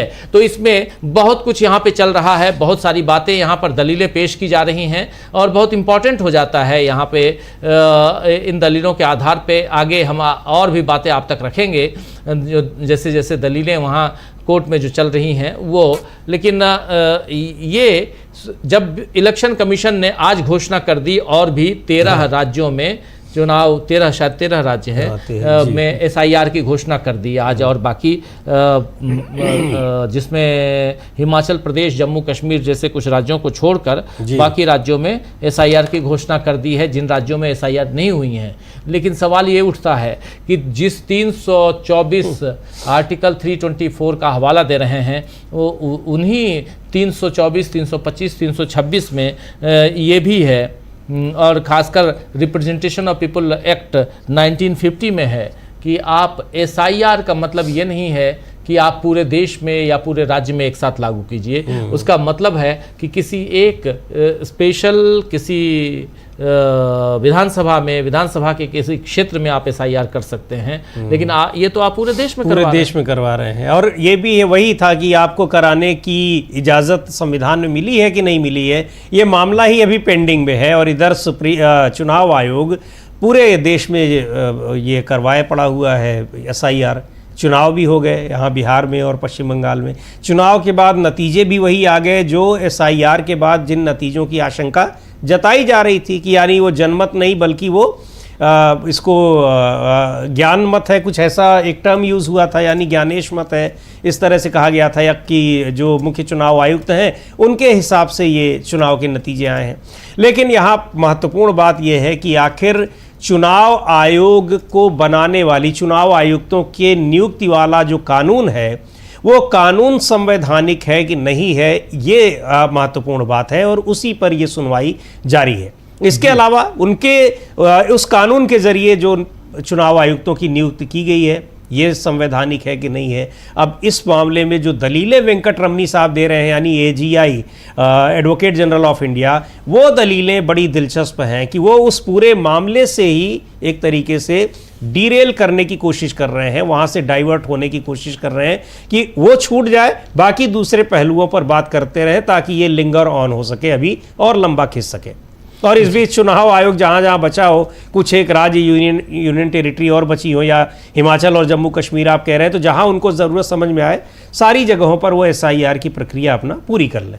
बिल्कुल बिल्कुल आप सही कह रहे हैं। यहाँ पर बहस आगे बढ़ रही है, दलीलें आगे पेश की जा रही हैं। इन दलीलों में अब जस्टिस दत्ता कह रहे हैं कि केवल स्वतंत्र होना ही पर्याप्त नहीं है, बल्कि स्वतंत्र दिखना भी चाहिए। एक बहुत इंपॉर्टेंट बात यहाँ पर चुनाव आयोग के लिए उन्होंने कही है कि आप कह रहे हैं कि स्वतंत्र होना चाहिए, तो स्वतंत्र होना ही नहीं बल्कि स्वतंत्र दिखना भी चाहिए। इस पर एजीआई ने कहा है कि नियुक्ति के बाद चुनाव आयुक्त द्वारा की गई सभी कार्रवाइयों से यह सिद्ध हो जाएगा कि वो स्वतंत्र दिखे हैं। इस पर जेपी दत्ता, इस पर जस्टिस दत्ता जो हैं यानी दीपांकर दत्ता कह रहे हैं कि विश्वास का स्तर इतना होना चाहिए मानो चयन समिति में कोई तीसरा निष्पक्ष व्यक्ति मौजूद हो। यहां पर साफ साफ कहा है कि चयन, यानी यहां कहीं ना कहीं दिखाई दे रहा है कि चयन समिति को लेकर बड़ा फैसला आ सकता है। इस बयान से साफ समझ में आ रहा है। जस्टिस दीपांकर दत्ता के इस बयान को ध्यान से पढ़िए, सोचिए कि कह रहे हैं कि विश्वास का स्तर इतना होना चाहिए मानो चयन समिति में कोई तीसरा निष्पक्ष व्यक्ति मौजूद हो। और इससे पहले वाला बयान भी राजीव जी, वो कह रहे हैं कि केवल स्वतंत्र दिखना ही नहीं, स्वतंत्र होना ही नहीं चाहिए, स्वतंत्र वो दिखना भी चाहिए। तो चुनाव आयोग स्वतंत्र संस्था है, वो ऑटोनॉमस बॉडी है, लेकिन वो उसकी ऑटोनॉमी दिखनी भी चाहिए कि वो कितना अपने हिसाब से वो फैसले ले रहा है, वो संविधान के हिसाब से देश हित में कौन से फैसले ले रहा है। ये बड़ी महत्वपूर्ण बात है। और ये दोनों चीज़ें कि उसमें जो तीसरा जो सदस्य है वो क्या कर रहा है, उसकी भी महत्वपूर्ण भूमिका है। तो अब यहां पे एक सवाल कर दिया है, बहुत इंपॉर्टेंट सवाल यहां पर जस्टिस दत्ता ने किया है। कहा है कि उन्हें किसी निष्पक्ष व्यक्ति को चुनना चाहिए, मंत्रिमंडल के किसी मंत्री को ही क्यों चुना जाना चाहिए। ये एक बड़ा सवाल यहां पर पैदा कर दिया, उठा दिया है। यही सवाल तो याचिकाकर्ताओं ने भी कहा है और हम लोग बार बार कह रहे हैं कि आखिर यहां प्रधानमंत्री नरेंद्र मोदी के साथ जो दूसरा व्यक्ति है चयन समिति में, वो गृह मंत्री क्यों होगा, यहां कोई तीसरा व्यक्ति क्यों नहीं होगा, मंत्रिमंडल के किसी मंत्री को ही क्यों चुना जाना चाहिए। यहां कहा जा रहा है उन्हें किसी निष्पक्ष व्यक्ति को चुनना चाहिए। अगर आप ये कानून संसद से बना रहे हैं तो हम हस्तक्षेप नहीं कर रहे हैं, लेकिन जहां गड़बड़ियां हैं उस पर इशारा हम जरूर करेंगे। और यहां पर कही जा रही है बात जस्टिस दीपांकर दत्ता की तरफ से कि अगर somebody who is a neutral person he should select, why should it be minister from the cabinet. साफ साफ यहां पर why should it be a minister from the cabinet, क्यों यहां पर मंत्रिमंडल से किसी मंत्री को ही क्यों चुना जाना चाहिए। आप चयन समिति में, सिलेक्ट कमेटी में आप जो 3 लोगों को रख रहे हैं उसमें से एक नेता प्रतिपक्ष है, एक प्रधानमंत्री है, लेकिन तीसरा आदमी आपके मंत्रिमंडल का ही क्यों होना चाहिए। निष्पक्ष होना ही नहीं, निष्पक्ष दिखना भी चाहिए, स्वतंत्र होना ही नहीं, स्वतंत्र दिखना भी चाहिए। ये बातें जस्टिस दत्ता ने यहां कही है, बहुत इंपॉर्टेंट बात यहां हो जाती है। समीर जी, अब इसका क्या जवाब देंगे वेंकट रमणी साहब, ये देखना होगा राजीव जी, क्योंकि यही सवाल तो सबसे बड़ा है। इस याचिका को जो चैलेंज किया गया है उसमें यही तो कहा गया है कि आपने एक प्रधानमंत्री को रख दिया और एक मंत्री को रख दिया और एक रख दिया है आपने विपक्ष के नेता को। अब वही सवाल पूछ रहे हैं जस्टिस दीपांकर दत्ता कि आखिर कोई मंत्री ही क्यों, और मंत्री अगर रख दिया है आपने तो फिर उसको आप निष्पक्ष कैसे कह देंगे कि वो एक निष्पक्ष उसकी नियुक्ति होगी और निष्पक्ष तरीके से वो काम करेगा। जस्टिस दत्ता यहां कह रहे हैं कि these 300 paragraphs in Anoop Barnwal judgement, जो 300 पैराग्राफ जो लिखे गए हैं अनूप बरनवाल के केस में, वो इसी ढंग ऐसे ही नहीं लिख दिए गए थे। वो जो फैसले लिखे गए वो 142 के निर्देशों के आर्टिकल 142 के निर्देशों के उद्देश्य से नहीं लिखे गए थे। वो आखिर वो उद्देश्य क्या था? वो उद्देश्य था कि निष्पक्षता होनी चाहिए, स्वतंत्रता होनी चाहिए इलेक्शन कमीशन ऑफ इंडिया की। क्या इलेक्शन कमीशन ऑफ इंडिया यहां स्वतंत्र है? क्या इलेक्शन कमीशन ऑफ इंडिया यहां पर खुद को स्वतंत्र दिखा रहा है? आखिर क्यों जो चयन समिति है उसमें एक सदस्य क्यों होना चाहिए? यहां साफ साफ कह रहे हैं कि आखिर एक सदस्य मंत्रिमंडल से ही क्यों आना चाहिए? मंत्रिमंडल से बाहर कोई ऐसा दिखना भी चाहिए, निष्पक्ष होना ही नहीं, निष्पक्ष दिखना भी चाहिए। यह बहुत बड़ी बात यहां पर कही जा रही है। अनूप बरनवाल के फैसले में यह 300 पैराग्राफ का जो फैसला है केवल अनुच्छेद 142 अनुच्छेद 142 के निर्देशों के उद्देश्य से नहीं लिखे गए थे कि वहां जो निर्देश दे दिया गया उसी उद्देश्य से लिख दो। इसका कुछ ना कुछ जो प्रैक्टिकल पहलू है उसको तो लाया गया था यहां पर, और उस पहलू को रखा गया है। और प्रैक्टिकल पहलू में सबसे बड़ी चीज आती है कि आप निष्पक्ष दिखिए भी, आप निष्पक्ष दिख नहीं रहे हैं। यह बात यहां जस्टिस दत्ता कह रहे हैं। ये बिल्कुल बहुत महत्वपूर्ण सवाल उन्होंने वही उठा दिया है जो पेटिशनर्स उठा रहे हैं। जो ये सवाल उठा हुआ है कि आखिर उस 3 लोगों के पैनल में एक प्रधानमंत्री के साथ एक मंत्री क्यों, कोई दूसरा क्यों नहीं? और आप प्रधानमंत्री के साथ एक मंत्री को रख देंगे, 3 लोगों का पैनल है, तो वो कैसे निरपेक्ष हो पाएगा? उसको आप कैसे निष्पक्ष कह सकते हैं? और वो पैनल ही निष्पक्ष नहीं होगा तो उस पैनल के द्वारा नियुक्त किया गया कोई भी चुनाव आयुक्त वो कैसे निष्पक्ष होगा? और उससे आप कैसे उम्मीद करेंगे कि वो निष्पक्षता से काम करे? यानी निष्पक्ष, स्वतंत्र, ये सब होना ही नहीं चाहिए, दिखना भी चाहिए, और यहाँ पर कहीं से भी दिखाई नहीं पड़ रहा है। बिल्कुल बिल्कुल बिल्कुल, विश्वास का स्तर इतना होना चाहिए मानो चयन समिति में कोई तीसरा व्यक्ति, निष्पक्ष व्यक्ति मौजूद हो। यह बात जस्टिस दत्ता ने कही है, जस्टिस दीपांकर दत्ता। केवल स्वतंत्र होना ही नहीं बल्कि स्वतंत्र दिखना भी चाहिए। यह बात यहां पर कही है कि केवल स्वतंत्र होना ही नहीं पर्याप्त है बल्कि स्वतंत्र दिखना भी जरूरी है। नियुक्ति के बाद चुनाव आयुक्त द्वारा की गई सभी कार्रवाइयों से यह सिद्ध हो जाएगा। यह कह रहे हैं यहां एजीआई, लेकिन एजीआई नियुक्ति के बाद तो ऑलरेडी आपने करवा लिया भाई। आपने पश्चिम बंगाल का, बिहार का चुनाव करवा लिया। अभी आपने 16 कार्रवाइयों से पता लग गया कितना निष्पक्ष है। हाँ, जो कुछ उन्होंने किया है उससे पता ही लग गया है। अब ये निष्पक्षता तो सुप्रीम कोर्ट को भी दिखाई पड़ रही होगी। जाहिर सी बात है ये उनको बताने की भी कोशिश की जाएगी पेटिशनर्स की ओर से। बिल्कुल बिल्कुल। 16 राज्यों में और 3 केंद्र शासित राज्यों यानी 19 राज्यों में आज आपने एसआईआर की फिर से घोषणा कर दी। ये 16 राज्य कौन कौन है बता रहा हूं। आंध्र प्रदेश है, झारखंड है, मेघालय, अरुणाचल प्रदेश, महाराष्ट्र, कर्नाटक, ओडिशा, उत्तराखंड, तेलंगाना, हरियाणा, मिजोरम, नागालैंड, पंजाब, मणिपुर, त्रिपुरा। अब आप देखिए इसमें से किन किन राज्यों में चुनाव होने हैं, देख लीजिए। अभी उत्तर प्रदेश में चुनाव होना है, वो उसमें हो चुका है। अभी मणिपुर में चुनाव होना है, उसमें अभी करवाएंगे। अभी उसके अलावा बाकी राज्यों में ऑलरेडी हो चुका है एसआईआर करवा। उत्तराखंड में अभी चुनाव होना है, उत्तराखंड में करवाएंगे। 3 केंद्र शासित राज्यों में से दिल्ली, चंडीगढ़, दादरा नगर हवेली और दमन दीव, ये इन 3 राज्यों में दादरा नगर हवेली और दमन दीव, चंडीगढ़ और दिल्ली, इसमें भी करवाएंगे अभी एसआईआर करवाने में अगर आपके ऊपर अगर भरोसा नहीं है तभी तो ये पिटिशन लेके आए हैं। और उसके बाद आप कह रहे हैं कि क्या करना है क्या नहीं करना है। ये तो बहुत इंपॉर्टेंट हो जाता है। बिल्कुल, यहाँ पर आप चुनाव आयोग की नियुक्ति पर सवाल उठा रहे हैं, उस पिटीशन पर सुनवाई हो रही है और इधर चुनाव आयोग एक के बाद एक फैसले लेता चला जा रहा है।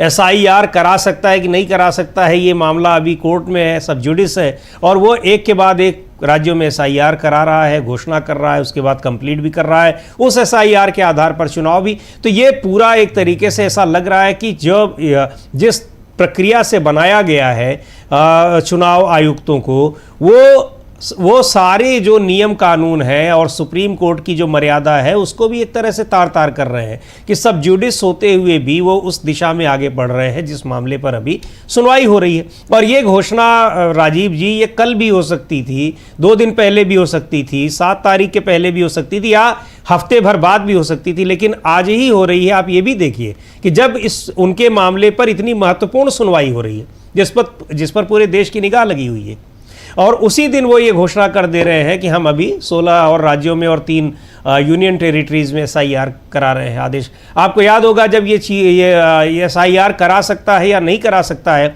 उसी दौरान 6 राज्यों में SIR की घोषणा की गई, पश्चिम बंगाल बिहार की घोषणा की गई, कंप्लीट करा लिया गया। पश्चिम बंगाल में घोषणा की गई, उसको कंप्लीट करा लिया गया।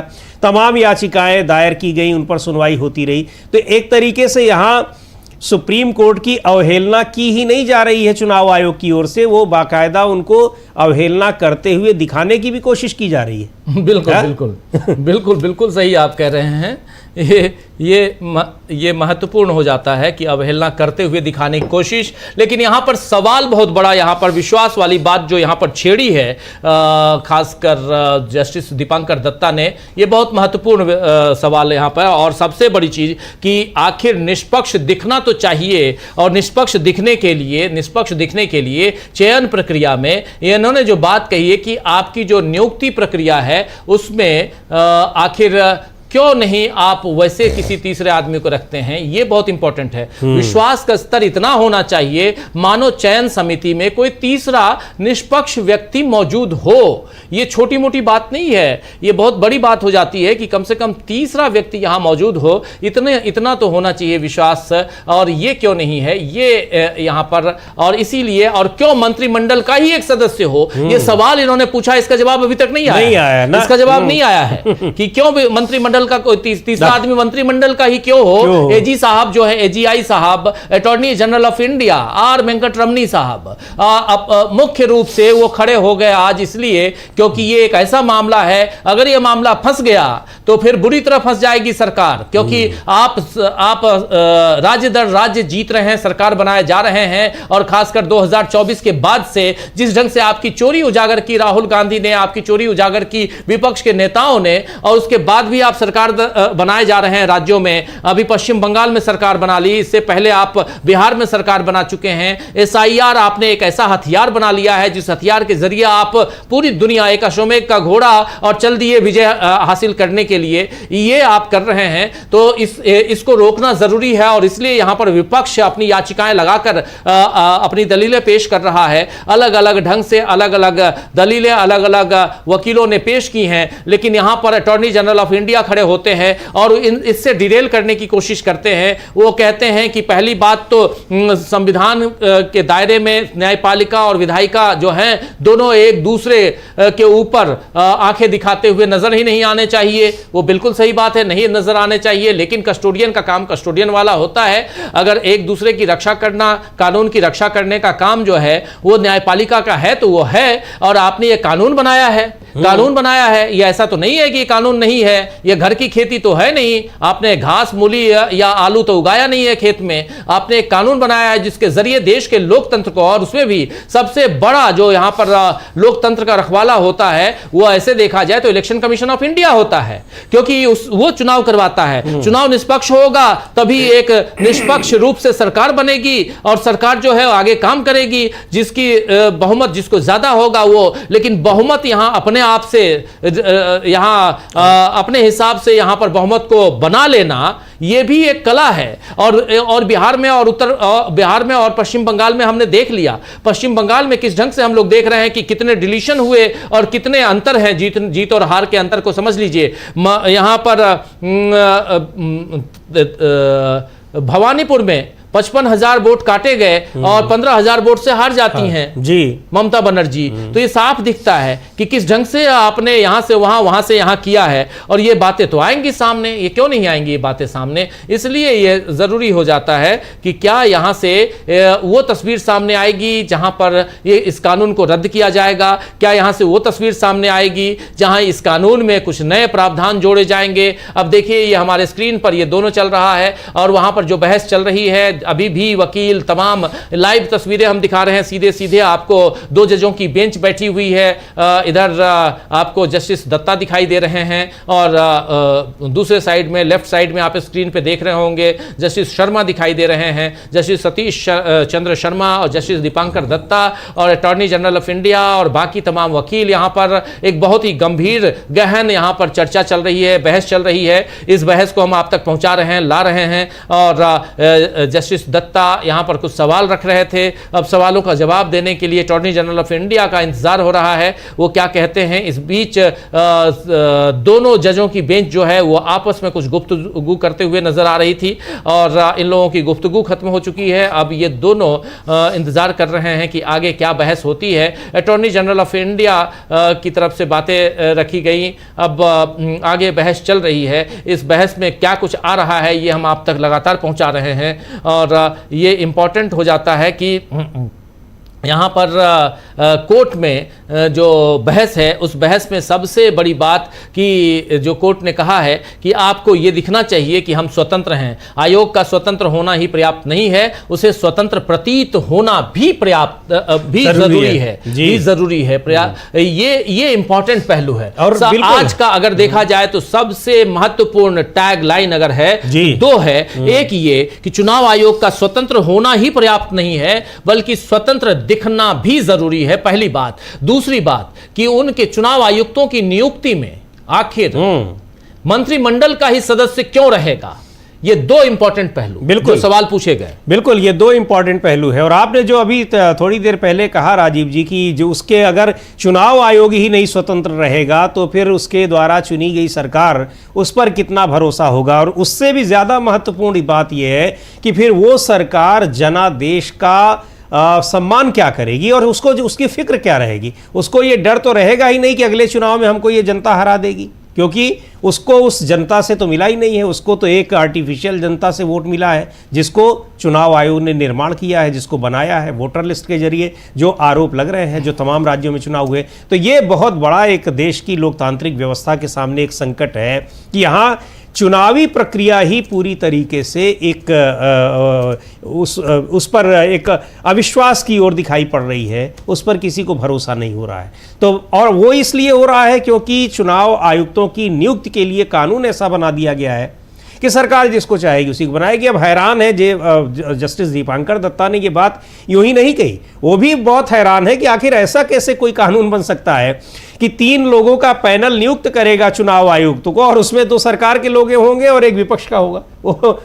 मतलब ये कोई भी सोच सकता है कि अगर देखा जाए कि ऐसा कैसे कोई कानून बन सकता है, लेकिन उसको डिफेंड कर रहे हैं वेंकट रमणी साहब की इसमें गलत क्या है। बिल्कुल बिल्कुल बिल्कुल बिल्कुल आप सही कह रहे हैं कि इसमें गलत क्या है ये कहने की कोशिश, लेकिन बहुत मज़ेदार हो जाता है। ये बहस बहुत मज़ेदार है और इस बहस में इतना ज़रूर है कि अटॉर्नी जनरल ऑफ इंडिया ने क्या कुछ इस पर क्या जवाब दिया है ये इसका इंतज़ार और अटॉर्नी जनरल ऑफ इंडिया अब खड़े हुए हैं और ये अपनी बात रख रहे हैं। अटॉर्नी जनरल ऑफ इंडिया की तरफ से जो बातें आ रही हैं वो यहाँ पर है कि हमारे देश की ज़रूरतों के लिए कौन सा मॉडल सबसे उपयुक्त है, इस पर संसद के पास निर्णय लेने का अधिकार है। चलिए पहली लाइन सुन लीजिए। हमारे देश की जरूरतों के लिए कौन सा मॉडल सबसे उपयुक्त है, इस पर संसद के पास निर्णय लेने का अधिकार है। संसद के समक्ष सभी मॉडल पेश किए गए और अनूप वर्णवाल के मामले में सभी तर्कों पर विचार करने के बाद संसद ने यह निर्णय लिया कि हम इस मॉडल को अपनाना चाहेंगे। यानी अनूप वर्णवाल के मॉडल को हमने अपनाया। अनूप वर्णवाल के मॉडल में सबसे बड़ी बात है कि निष्पक्षता चाहिए, जरूरी है। लेकिन यही बात तो जेपी दत्ता, जस्टिस दीपांकर दत्ता भी कह रहे हैं, जस्टिस डी दत्ता कह रहे हैं यही बात। दीपांकर दत्ता कि आप निष्पक्ष दिखिए भाई। आप यहां पे कह रहे हैं कि सिर्फ निष्पक्ष अनूप वर्णवाल केस का उदाहरण दे रहे हैं, उसको आप कह रहे हैं कि संसद ने उसको माना, तो माना तो फिर निष्पक्ष क्यों नहीं दिखाई दे रहे हैं आप? ये बात यहां पर ये सवाल तो पूछे जा रहे हैं बार बार। ये एक इंपॉर्टेंट पहलू हो जाता है यहां पे, क्योंकि आप आखिर निष्पक्षता कहां चली जाती है आपकी? आप क्यों नहीं अपने आप को निष्पक्ष साबित करने की कोशिश करते हैं? ये बात। और अटॉर्नी जनरल ऑफ इंडिया देखिए अभी भी यहां जस्टिस दत्ता ने क्या कहा। जस्टिस दत्ता ने 2 सवाल पूछे। निष्पक्षता की बात उन्होंने कही कि निष्पक्ष आप क्यों नहीं हैं, एक बात। दूसरी बात इन्होंने ये कही कि आप इसमें तीसरे आदमी को, निष्पक्ष आदमी को क्यों नहीं लाते हैं, जो लगे कि हाँ ये निष्पक्ष हो सकता है ये आदमी। अब आप नरेंद्र मोदी के साथ अमित शाह को लाएंगे तो वो निष्पक्ष दिखाई देंगे क्या? या चलिए निष्पक्ष होंगे, दिखाई देंगे या होंगे, इनमें से कौन सी आप